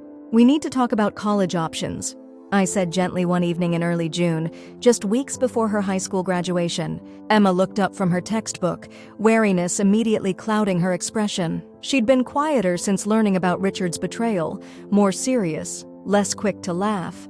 The carefree excitement about her future had been replaced by a guarded pragmatism that broke my heart. "You mean we need to talk about how I can't go to Northwestern anymore?" she said flatly. I sat beside her at the kitchen table. "I'm still working on solutions. But yes, we need to consider alternatives in case the numbers don't work out." "Like what? Community college? State school?"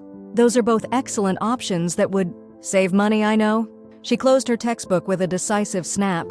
"Dad ruins everything and I'm the one who pays the price." The bitterness in her voice was entirely justified, but it pained me nonetheless. "I'm still fighting for Northwestern," I assured her. "The lawyer thinks we might recover some of the college funds through the fraud claim. And I've applied for every scholarship I can find." "But you don't think it's going to work out?" It wasn't a question. Emma had always been perceptive, able to read between the lines of adult conversations since she was small. "I think we need to be realistic while still hoping for the best," I said carefully. "I've set up visits at 3 state universities next week. All have excellent programs in your field, and with your grades and SAT scores, you'd likely qualify for significant merit scholarships." She nodded, her expression resigned. "Fine, I'll go on the visits." "Emma, I'm so sorry this is happening. I would give anything to make it different." "I know, Mom." She gave me a small, sad smile. "It's not your fault. It's just, I had this whole plan, you know. Northwestern, then law school, then a job at one of the top firms in Chicago. I could see it all so clearly. Plans can change," I said, reaching for her hand. "And sometimes the new plan turns out better than the original." Even as I said it, I knew how hollow it sounded. I'd had plans too, retirement with Richard at 62, traveling to all the places we'd postponed visiting while raising children, perhaps a small vacation home near the coast. All of it gone now, replaced by years of financial recovery and rebuilding from scratch. "You know what the worst part is?" Emma said, her voice dropping to just above a whisper. "It's not even the money. It's that I believed in him. I thought he was proud of me, that he wanted this for me as much as I did. But he couldn't have cared less if he was willing to gamble it all away." The pain in her voice struck me like a physical blow. "He does care, Emma. The addiction—" "Stop defending him!" Her voice rose sharply. "Everyone keeps talking about his addiction like it's some separate entity that took over his body. He made choices, Mom. Hundreds of them, every day for over a year. He chose gambling and his mistress over us, over my future, over everything." She was right, of course. Much as the therapists at Richard's treatment center emphasized addiction as a disease, there had been countless moments when he could have made different choices, sought help, been honest. "You're right," I said quietly. "And you have every right to your anger. Is Dad coming to graduation?" she asked abruptly, changing the subject. "He's asked to attend. I told him it was your decision." She considered this for a moment. He can come to the ceremony if he stays in the background. No special father-daughter photos, no pretending we're one big happy family for the relatives. Her terms were harsh but fair. I'll let him know. And I don't want to do the dad-daughter dance at the grad party. Uncle Mark can stand in. My brother Mark had always been close with Emma, a supportive presence throughout her childhood. I'm sure he'd be honored. Emma nodded, seemingly satisfied with these boundaries. I'll go on the campus visits. And I'll look at the scholarship applications tonight.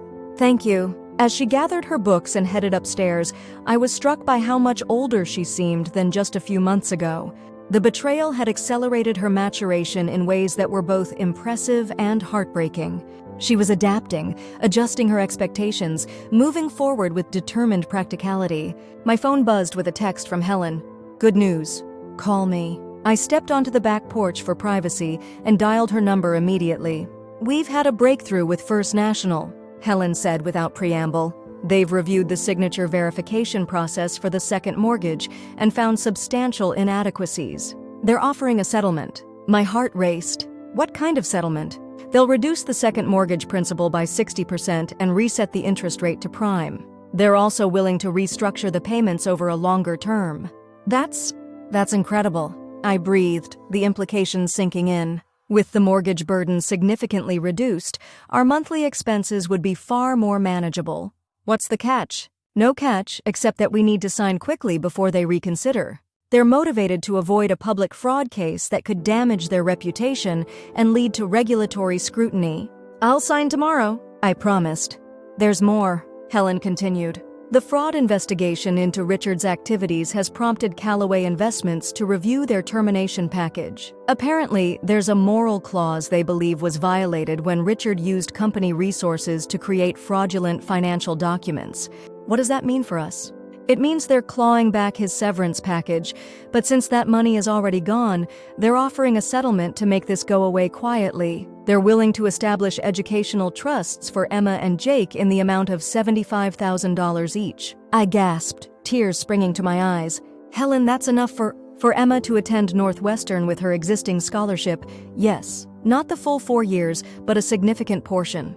And a good start for Jake when his time comes. I couldn't speak for a moment, overcome with relief so profound it felt like physical pain. It wasn't everything we'd lost, but it was enough to restore some of what mattered most. Emma's dream school, the future she'd worked so hard for. Thank you, I finally managed. I don't know how you managed this, but thank you. Don't thank me yet, Helen cautioned. There's paperwork to sign, details to negotiate. But I wanted you to know right away that things are looking up. After we hung up, I sat on the porch steps, watching the sunset and allowing myself to feel something that had been absent for months. Hope. Not the desperate kind that clings to impossible scenarios, but the grounded hope that comes from tangible progress, from evidence that recovery is possible. I considered running upstairs to tell Emma the news immediately, but decided to wait until everything was finalized. She'd had enough disappointment. I wouldn't risk giving her false hope. Instead, I texted Diane, financial breakthrough. Northwestern might happen after all. Details tomorrow. Her response was immediate, drinks. My house, now. I smiled, feeling lighter than I had in months. Can't tonight, kids. Tomorrow? Fine, but I demand full details and we're opening the good wine. As darkness fell, I remained on the porch, listening to the evening sounds of our neighborhood. Children being called in for dinner, sprinklers shutting off, the distant rumble of a lawnmower finishing a late cut. Normal, everyday life continuing around us despite our private upheaval. For the first time since discovering those bank statements in the middle of the night, I allowed myself to believe that we would be okay. Not unchanged, none of us would ever be quite the same, but okay. Standing on firm ground again instead of quicksand, moving forward instead of just trying not to sink. Richard completed the 30-day treatment program and moved into a small apartment across town. True to his letter, he made no attempts to contest the divorce agreement or financial arrangements.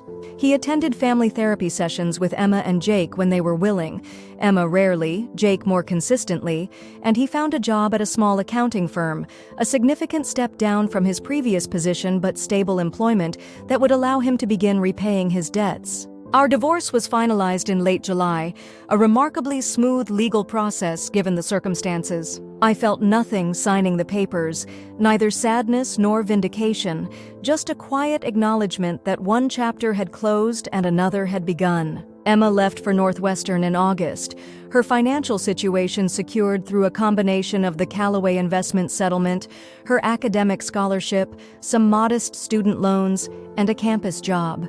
The night before she left, we sat on her bed surrounded by packed boxes and suitcases. "I never thanked you properly," she said, folding and refolding the same t-shirt nervously, "for making this happen, for fighting so hard when everything fell apart. You don't need to thank me. That's what parents do. We fight for our children's futures." "Dad didn't," she said quietly. I sighed, choosing my words carefully. "Your father made terrible choices that hurt all of us. But he's trying to make amends now in the ways he can." "I know. It's just hard to forgive him. You don't have to right now or maybe ever. Forgiveness isn't something you owe anyone.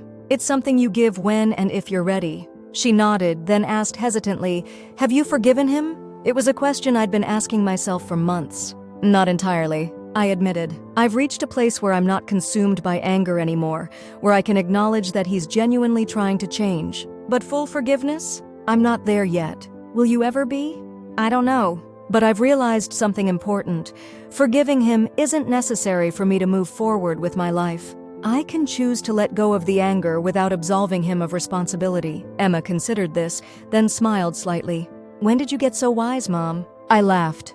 Trauma has its educational benefits, apparently. We hugged for a long time, this beautiful, resilient daughter of mine who had weathered betrayal and disappointment with more grace than many adults I knew. "I'm so proud of you," I whispered against her hair. "Not just for Northwestern or your grades or any of that. For who you are, your strength, your adaptability, your determination." "I get it from you," she said simply. The next morning, we loaded her belongings into my car and made the drive to Northwestern. Richard had asked to be part of this milestone, and to my surprise, Emma had agreed to let him meet us there. He was waiting in the parking lot when we arrived, looking nervous and out of place in khakis and a button-down shirt that seemed too large for his frame. He'd lost weight during treatment, and his hair had more gray than I remembered. "Hi, Dad," Emma said formally as we approached. "Emma," his voice cracked slightly. "You look beautiful. Ready for this big day?" An awkward silence fell, which Jake broke by grabbing one of Emma's heavier bags from the car. "Where do these go?" "My arms are getting tired." We fell into the practical rhythm of move-in day, carrying boxes, arranging furniture, meeting roommates and their parents. Richard was careful to follow Emma's lead, staying in the background unless directly addressed, offering help without insisting on it.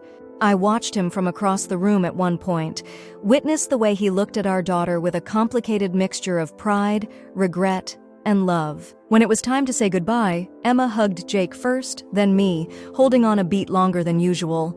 "I'll call tonight," she promised, "and I'll be home for Thanksgiving." Then she turned to Richard, hesitated, and finally offered a brief hug. "Thanks for coming," she said, her voice carefully neutral. "I wouldn't have missed it," he replied, his eyes suspiciously bright. "I'm so proud of you, Emma, and so grateful you let me be here today." She nodded once, then stepped back, clearly eager for us all to leave so she could begin her college life. As parents, we know when we're being dismissed. In the parking lot, Richard lingered awkwardly beside his car, a used Honda, a far cry from his previous Lexus. "Thank you," he said quietly to me, "for making this possible, for fixing what I broke." "I didn't do it for you," I said, not unkindly. "I know. But thank you anyway." Jake stood a few feet away, pretending to be fascinated by something on his phone to avoid the awkward parental interaction. "We should go," I said. "Long drive back," Richard nodded. "Sarah, I've been wanting to ask, would you consider meeting for coffee sometime? Just to talk about the kids, coordinate schedules, that sort of thing." The request seemed reasonable, something divorced parents might normally do, but there was something in his expression, a hopefulness perhaps, that made me wary. "I think it's better if we communicate by email or text for now," I said firmly. "We're still finding our footing in this new arrangement." Disappointment flickered across his face, but he nodded. "Of course. Whatever works best for you." As Jake and I drove home, the car strangely empty without Emma's belongings and nervous energy, I found myself reflecting on Richard's request.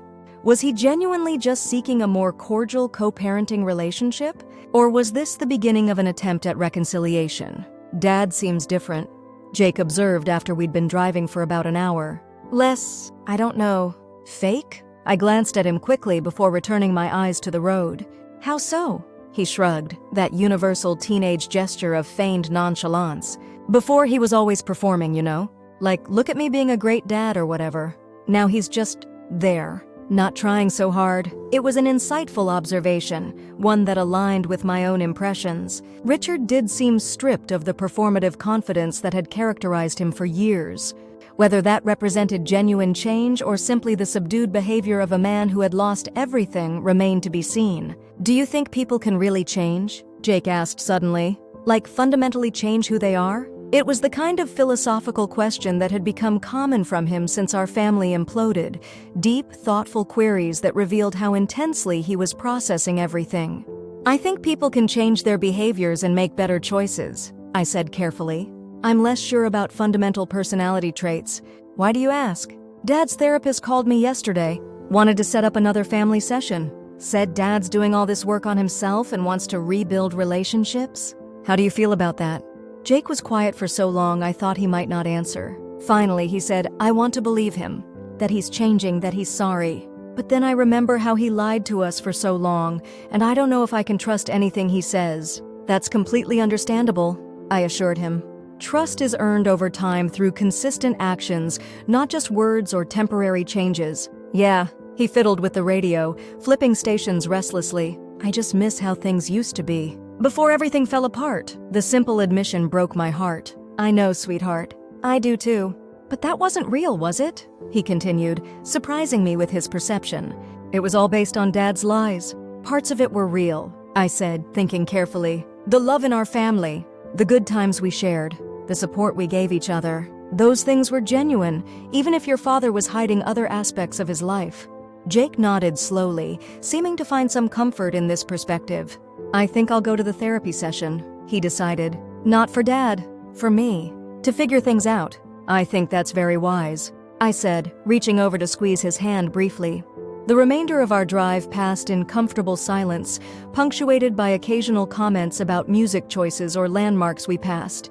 By the time we arrived home, the sun was setting, casting long shadows across our front yard. The house felt emptier than ever without Emma's vibrant presence. Jake disappeared upstairs almost immediately, seeking the comfort of his gaming setup and online friends. I moved through the rooms aimlessly for a while, adjusting to this new phase of life, one child in college, one still at home but increasingly independent, and me alone in the middle of it all. My phone buzzed with a text from Veronica, something that had become less frequent but hadn't stopped entirely over the past months. Heard from mutual friends that E got to Northwestern safely. Glad things worked out with the money. Heading to Boston next week for fresh start. I smiled slightly at her characterization of Emma as E and Richard's family therapist as mutual friends. Despite everything, there was something I'd come to appreciate about Veronica's direct, unvarnished communication style. Thanks. She's settled in nicely. Boston is a great city for new beginnings. Good business schools, too. Her response came quickly. Already enrolled in Northeastern's program. Starting September. Congratulations. You'll do well there. A longer pause then. Weird to say, but you helped make this possible. The agreement. The clean break. Thanks for that. It was perhaps the most sincere message she'd ever sent me. I considered how to respond, settling finally on simple honesty. We helped each other when we needed it most. Good luck with everything, Veronica. Same to you, Sarah. And with that brief exchange, I sensed our unusual connection was coming to its natural conclusion. We'd served our purposes in each other's lives, helping each other escape Richard's web of deception and establish new beginnings. Now our paths were diverging as they should. I poured myself a glass of wine and stepped out onto the back porch, something that had become a nightly ritual during this summer of transition. The garden Richard had once maintained was now mine, transformed from his regimented rows of identical flowers to a more natural, cottage-style abundance that better suited my taste. I'd found unexpected solace in digging my hands into the earth, in nurturing new growth from the soil he had prepared but abandoned. A fitting metaphor, perhaps, for this phase of my life, taking what remained after devastation and cultivating something new, something entirely mine. Tomorrow would bring new challenges, financial paperwork, Jake's junior year schedule, my own shifts at the hospital. But tonight, in the gathering darkness of our backyard, I allowed myself to simply exist in this moment of tentative peace. Not the life I had planned, certainly, but increasingly, a life I could embrace as my own. The rhythm of our new life established itself slowly over the following months. Jake and I settled into a quieter household routine, with Emma's weekly calls from Northwestern providing bursts of energy and updates. Richard maintained his apartment across town, attended his therapy and addiction meetings, and gradually rebuilt some semblance of a relationship with Jake through their family therapy sessions and occasional dinners. I kept my distance, communicating with Richard only about practical matters regarding the children or lingering financial issues. He respected these boundaries, never pushing for more contact than I was willing to give, which I grudgingly acknowledged as progress. Financially, we were rebuilding. The reduced mortgage made our monthly expenses manageable. My nursing income, supplemented by picking up extra shifts, covered our needs with a small amount left for savings. It wasn't the comfortable financial position we'd once enjoyed, but it was stable, a foundation to build upon. As Thanksgiving approached, the house felt lonely despite Jake's presence. I found myself filling the quiet with music, podcasts, occasional dinner guests.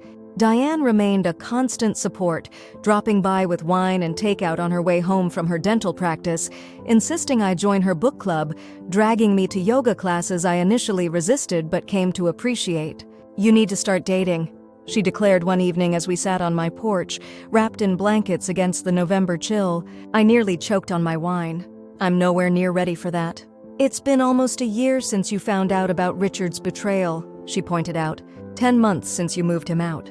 4 months since the divorce was finalized. And sitting alone on your porch every night isn't a life plan, Sarah. It's a holding pattern." I sighed, knowing she was coming from a place of love but not appreciating the push. "I'm not alone. I have Jake at home, Emma when she visits, you, my work colleagues." "That's not what I mean, and you know it," Diane interrupted. "When was the last time you felt desired?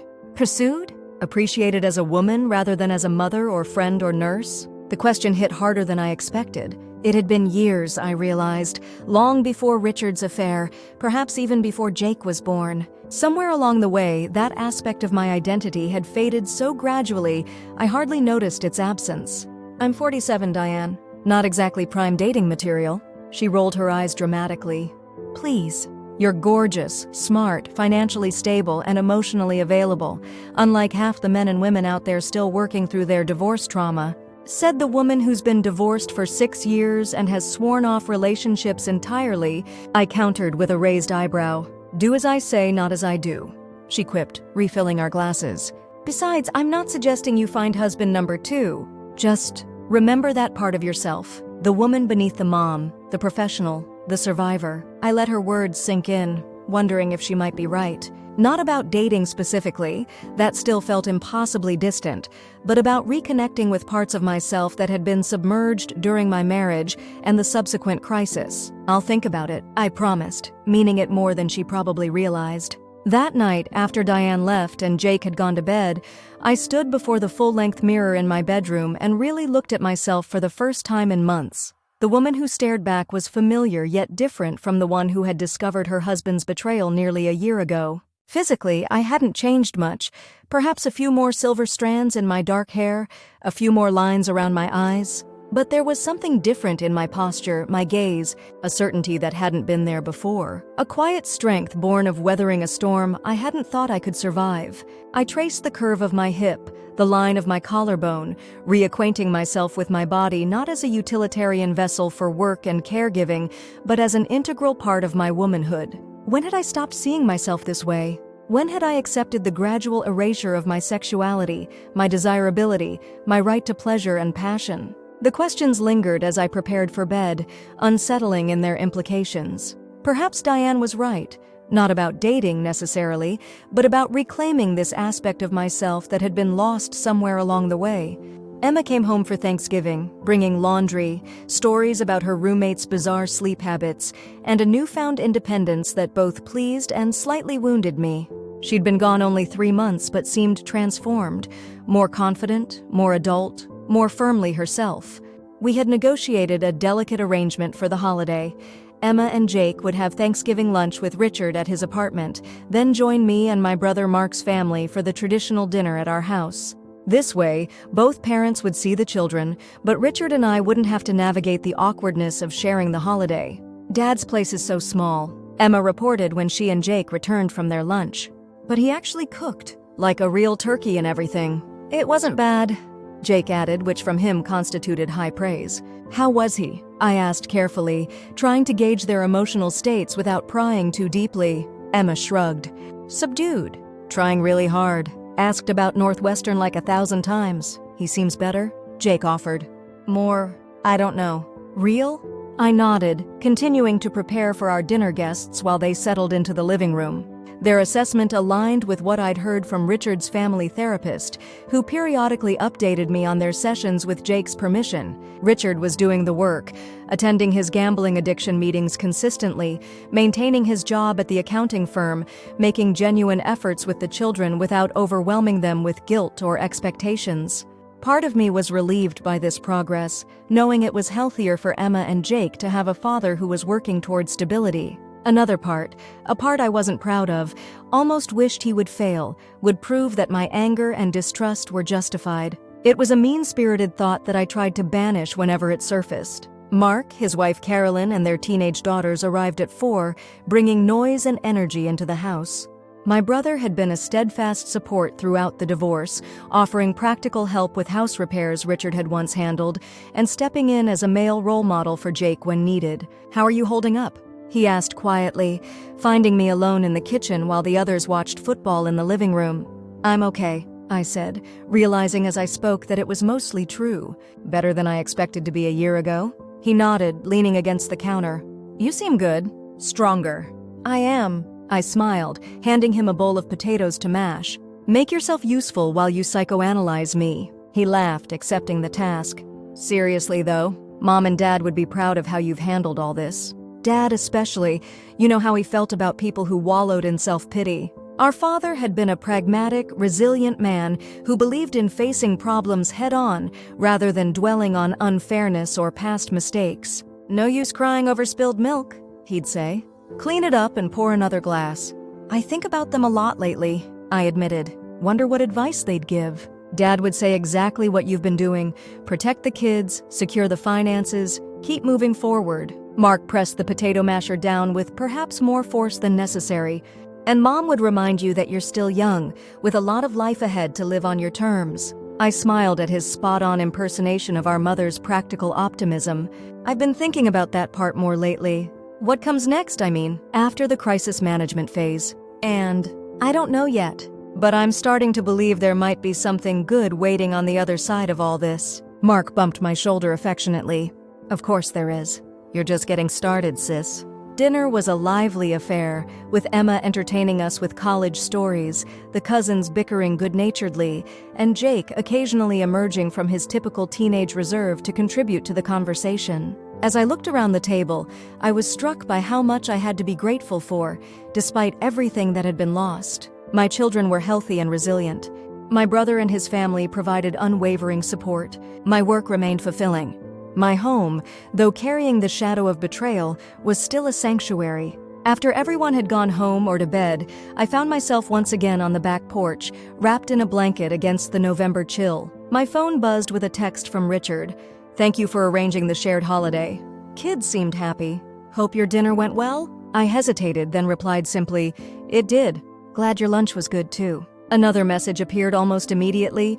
"Sarah, I know I have no right to ask, but I'd still like to meet for coffee sometime. Just to talk about the kids directly, rather than through emails and therapists. Only if you're comfortable." I stared at the message for a long time. My instinct was still to maintain distance, to protect myself from any manipulation or false hope. But perhaps it was time to test those boundaries slightly, to see if a more direct co-parenting relationship was possible. "Coffee might be possible," I replied finally. "Not right away, but after the holidays, perhaps. I'll let you know." "Thank you. That means a lot." I put the phone away, unsure if I'd made the right decision, but feeling that it was time to at least consider a new phase in our post-marriage relationship. Not friendship, certainly not reconciliation, but perhaps something less rigid than our current careful distance. As I gazed at the stars appearing in the clear November sky, I found myself thinking not of Richard or the past, but of possibilities I hadn't considered in years. Perhaps Diane was right about dating, about remembering the woman beneath the mother and professional. Perhaps there were aspects of myself still waiting to be rediscovered or reinvented entirely. For the first time since everything fell apart, I felt a flutter of genuine excitement about the future. Not just determination to survive, but curiosity about what might be possible in this unexpected second act of my life. The holiday season passed in a blur of activity. Emma returned to Northwestern after Thanksgiving, came home again for Christmas, then left once more for the spring semester. Jake grew another inch, developed an interest in film editing that consumed his free time, and continued his cautious rebuilding of a relationship with Richard through regular therapy sessions and weekend visits. I maintained my distance from Richard while gradually relaxing the strictest boundaries. We exchanged cordial text messages about the children. We attended Jake's winter band concert separately, but acknowledged each other civilly. We coordinated Christmas gifts to avoid duplication, all through brief, practical communications. January brought a call from Helen with unexpected news. The bank had agreed to a complete restructuring of our mortgage situation. They've reviewed the full evidence of Richard's financial fraud and decided they'd rather settle than risk a drawn-out legal battle that could trigger regulatory review, she explained. What are they offering? Complete satisfaction of the second mortgage, it will be discharged entirely, and a refinancing of the primary mortgage at a significantly lower rate. I sank into a chair, stunned by the magnitude of this development. Helen, that means the house will be affordable long-term. That I could actually start rebuilding savings. Exactly. They're motivated to settle quietly, and frankly, you've been extraordinarily patient through their internal review process.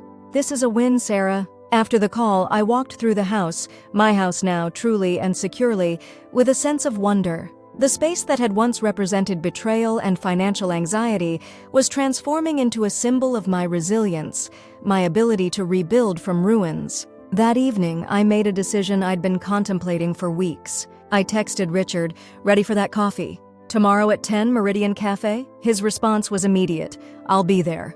Thank you. I chose Meridian deliberately, the same cafe where I'd met with Veronica nearly a year ago to cement our unusual alliance. It felt fitting to meet Richard there now, as I moved into this new phase of dealing with our shared past and separate futures. He was already seated when I arrived, nervously fidgeting with a napkin. He stood when he saw me, uncertainty clear in his posture. Sarah, thank you for coming. He gestured to the chair across from him. I ordered you a latte. Still 2 sugars, right? It was such a small thing, remembering how I took my coffee after 22 years of marriage, but it triggered an unexpected surge of emotion. Yes, thank you. We sat in awkward silence for a moment, assessing each other across the small table. Richard looked better than he had at Emma's move-in day. His clothes fit properly again, his complexion healthier, his eyes clearer. The physical manifestations of recovery. How are you? He asked finally. I'm good, I said, surprising myself with how true it felt. Really good, actually. The bank settled the mortgage issue. The house is secure now. Relief washed over his face. I'm so glad to hear that. I've been worried about the financial situation. We're stable, I assured him, not wanting to dwell on the topic that had nearly destroyed us. Emma's doing well at Northwestern. Jake's thriving in his filmmaking classes. I know. He shows me his projects when I see him. Pride crossed Richard's features. He's got real talent. He does, I agreed. Another silence, less awkward but still weighted with unspoken history. Sarah, Richard began, then stopped, seeming to reconsider his words. I asked for this meeting to talk about co-parenting, but there's something I need to say first. I tensed slightly, bracing for whatever might come next. I am profoundly sorry for what I did to you and our family, he said, his voice steady but emotional. The therapy cliches about addiction and compulsion, they're true to an extent, but they don't change the fact that I betrayed you in every possible way.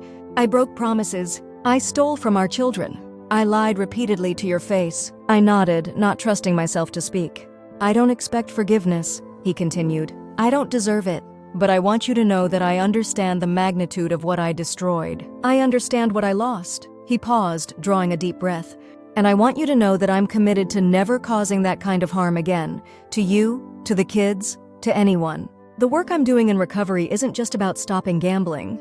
It's about becoming someone who doesn't betray the people who trust him. I studied him carefully, looking for signs of the manipulation that had characterized so much of our last year together. What I saw instead was something I hadn't expected: genuine remorse, yes, but also a clear-eyed acceptance of consequences that suggested real change. "Thank you for saying that," I said finally. "I appreciate the apology. You don't have to respond to it," he said quickly. "I didn't say it to get anything from you. I just needed you to hear it directly from me, not in a letter or through the kids." I nodded, then decided to offer my own truth in return. "I'm not ready to forgive you, Richard. I might never be fully there. But I am ready to work toward a more cooperative relationship for Emma and Jake's sake." Relief softened his features. "That's more than I hoped for, honestly. So let's talk about that," I said, steering us toward the practical purpose of our meeting: how we handle graduation season, summer plans, college finances for Jake. For the next hour, we discussed logistics and schedules with surprising ease.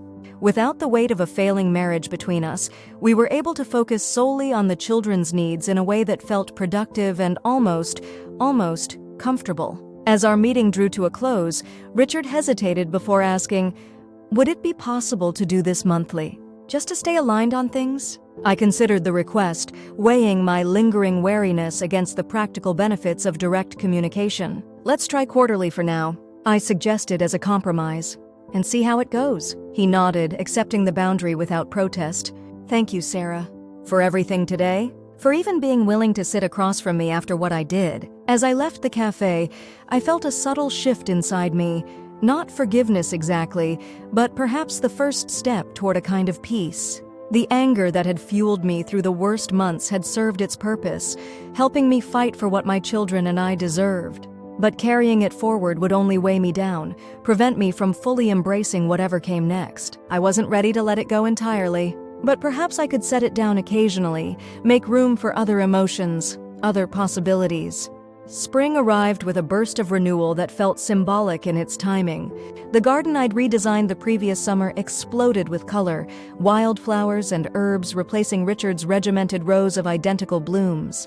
Jake was accepted into a prestigious summer film program that would give him his first taste of college life. Emma secured a competitive internship in Chicago for the summer months, and I, to my own surprise, accepted a dinner invitation from Dr. Alan Chen, a cardiologist who had been flirting with me subtly for months during our overlapping hospital shifts. "It's just dinner," I told Diane when she squealed with delight at my news. "Not a marriage proposal. It's a start," she countered, already rummaging through my closet for appropriate attire.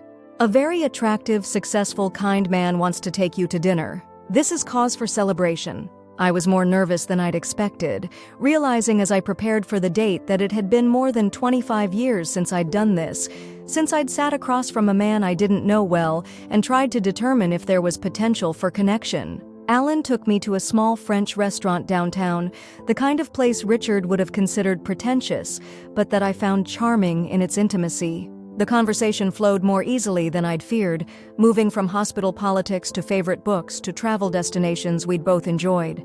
"Can I ask something personal?" Alan said as we shared a chocolate dessert. "You don't have to answer." I nodded, guessing what was coming. "You mentioned you're divorced. Recently, from what I gather. Are you sure you're ready for this?" He gestured between us with his fork. "Because I'd understand if you're not." The question was asked with such gentle consideration that I found myself answering honestly.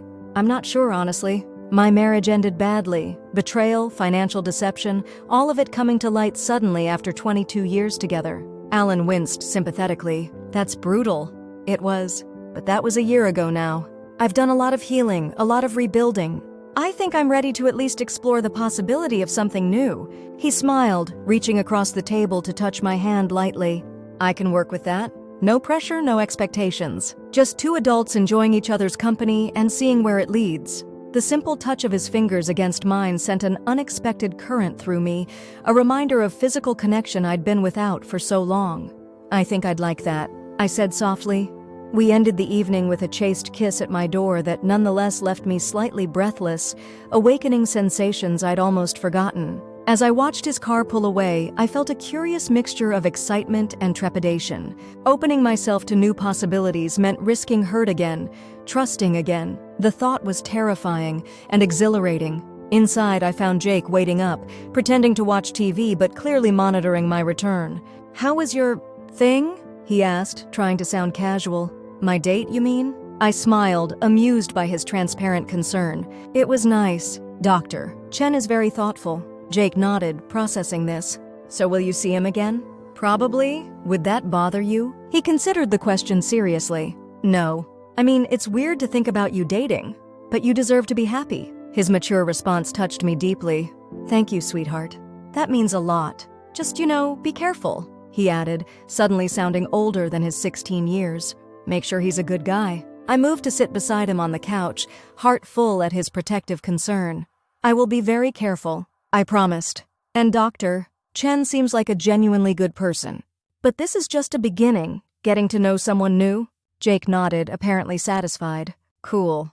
As long as you're not, getting married again right away or anything." I laughed. "Definitely not. One dinner date is a very long way from marriage." As Jake headed up to bed, I found myself reflecting on how our roles had shifted slightly in the aftermath of Richard's betrayal. My children had become more protective of me, more aware of my vulnerability as a woman, rather than seeing me solely as an invincible maternal figure. It was a bittersweet evolution. I regretted the circumstances that had forced their premature understanding of adult frailty, but appreciated the deeper, more honest relationship that had emerged from the ruins. Over the following weeks, Alan and I continued seeing each other, dinners, a concert, walks in the park when our hospital schedules aligned. He was patient with my hesitations, understanding when I needed to cancel because Jake needed me, or when I grew quiet thinking about the past.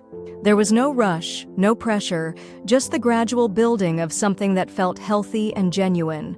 On a warm evening in late April, as we sat on my back porch after dinner, Alan asked about Richard. "You don't talk about him much," he observed. "Which is fine, of course. I just wonder sometimes what happened." I'd been deliberately vague in my previous explanations, not wanting to burden this new relationship with the toxic details of my marriage's end. But perhaps it was time for more honesty. "My husband developed a gambling addiction," I said, watching the fireflies beginning to emerge in the gathering dusk. "He lost our children's college funds, took out a second mortgage using my forged signature, drained our savings, and had an affair with a woman he met at a casino. All while I worked extra shifts to save money and believed we were planning for retirement." Alan was quiet for a moment, absorbing the magnitude of the betrayal. "I'm so sorry, Sarah. That's devastating." "It was..." "For a long time, I thought I'd never trust anyone again. Never let myself be that vulnerable." "And now?" he asked gently. I turned to look at him directly. "Now I'm sitting here with you, trying to be brave enough to believe that what happened says more about Richard than it does about relationships in general." He nodded, his expression thoughtful.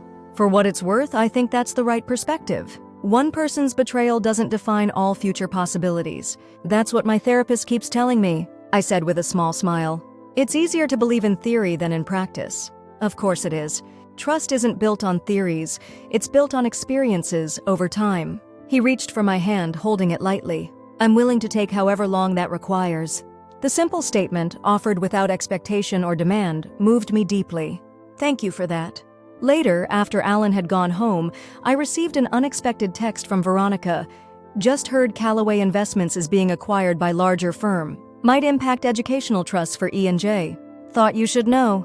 I stared at the message, surprised both by the content and the fact that she was still keeping tabs on matters related to my children's financial security. We hadn't communicated in months. "How did you hear this?" I texted back. "Dating someone who works in corporate acquisitions. Mentioned Callaway as target company. Remembered your kids' trusts tied to them. Thank you for the heads up. Will contact my attorney tomorrow." After a brief pause, "How are things otherwise?" The question felt like an olive branch, a tentative reaching out beyond our transactional past communication.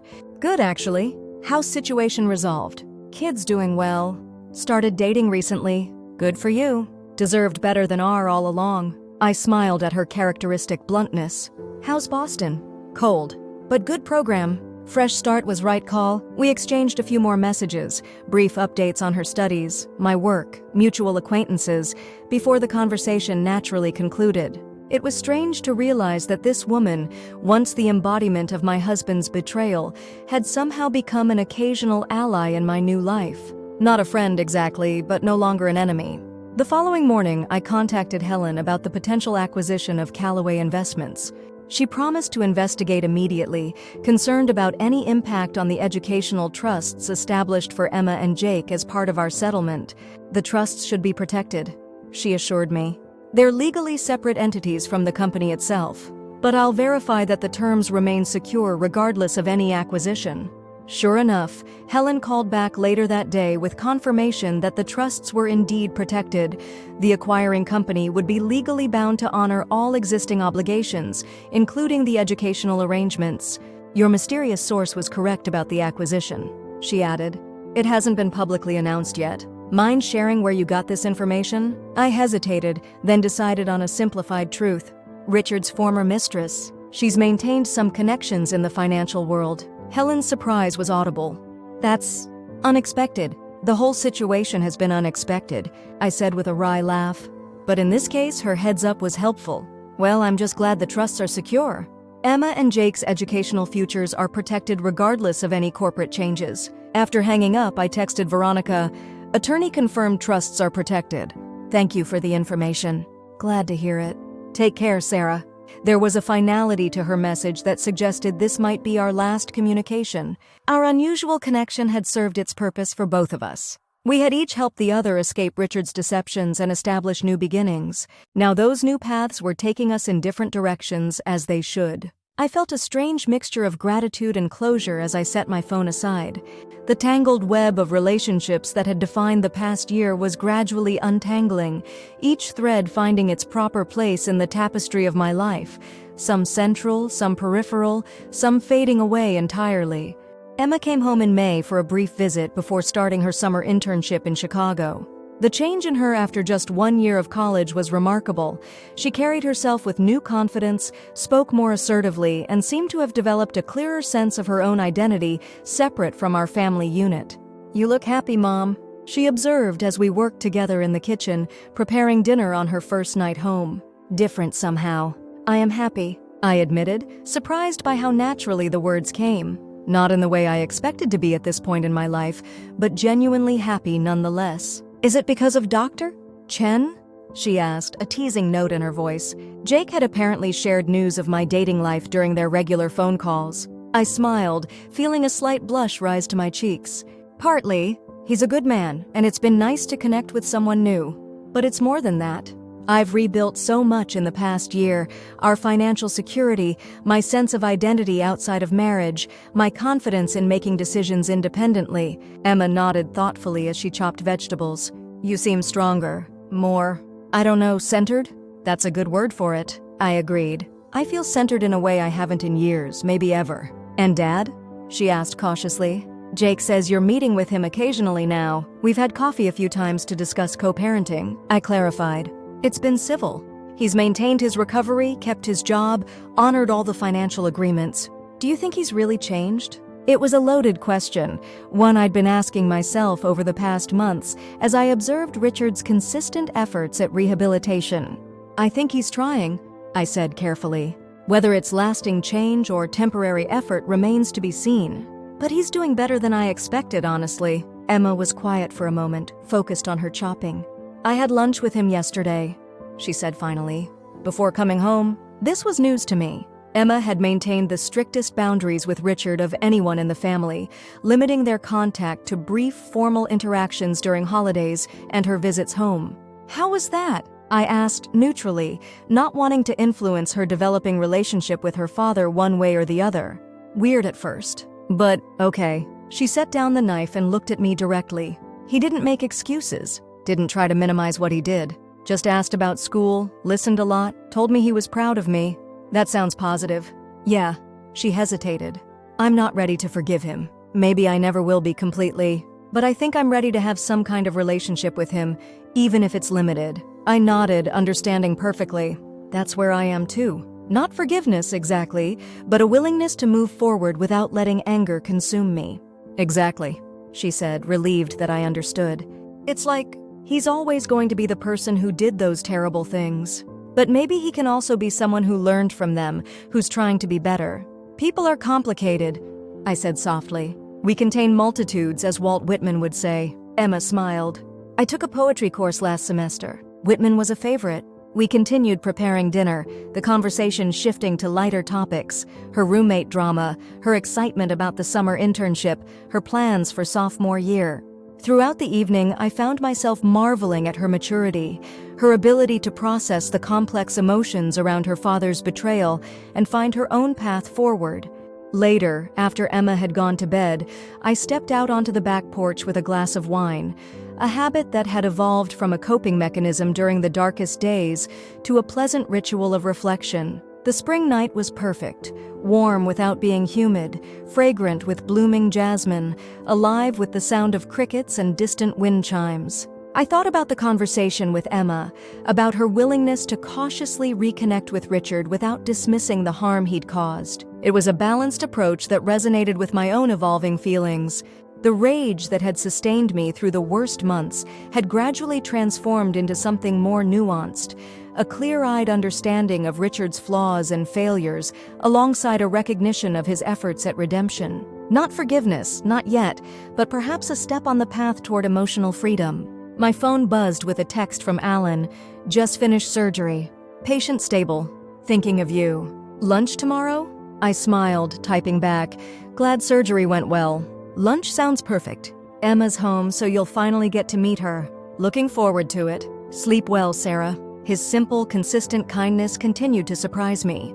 There were no grand gestures, no dramatic declarations, just the steady accumulation of trust-building moments, of demonstrated reliability and genuine interest in my well-being and my children's lives. As I prepared for bed that night, I caught my reflection in the mirror and paused to really look at myself, something that had become a deliberate practice over the past year. The woman who gazed back at me was transformed from the shell-shocked, betrayed wife who had sat at our kitchen table at 2 a.m. staring at bank statements in disbelief. This woman stood straighter, met her own gaze more directly. She had weathered a storm that should have broken her and emerged not just intact, but somehow more authentically herself. She had taken the house, the car, and even, in a sense, the mistress, turning each element of betrayal into a building block for a new life. I smiled at my reflection, acknowledging this transformation with a sense of quiet pride.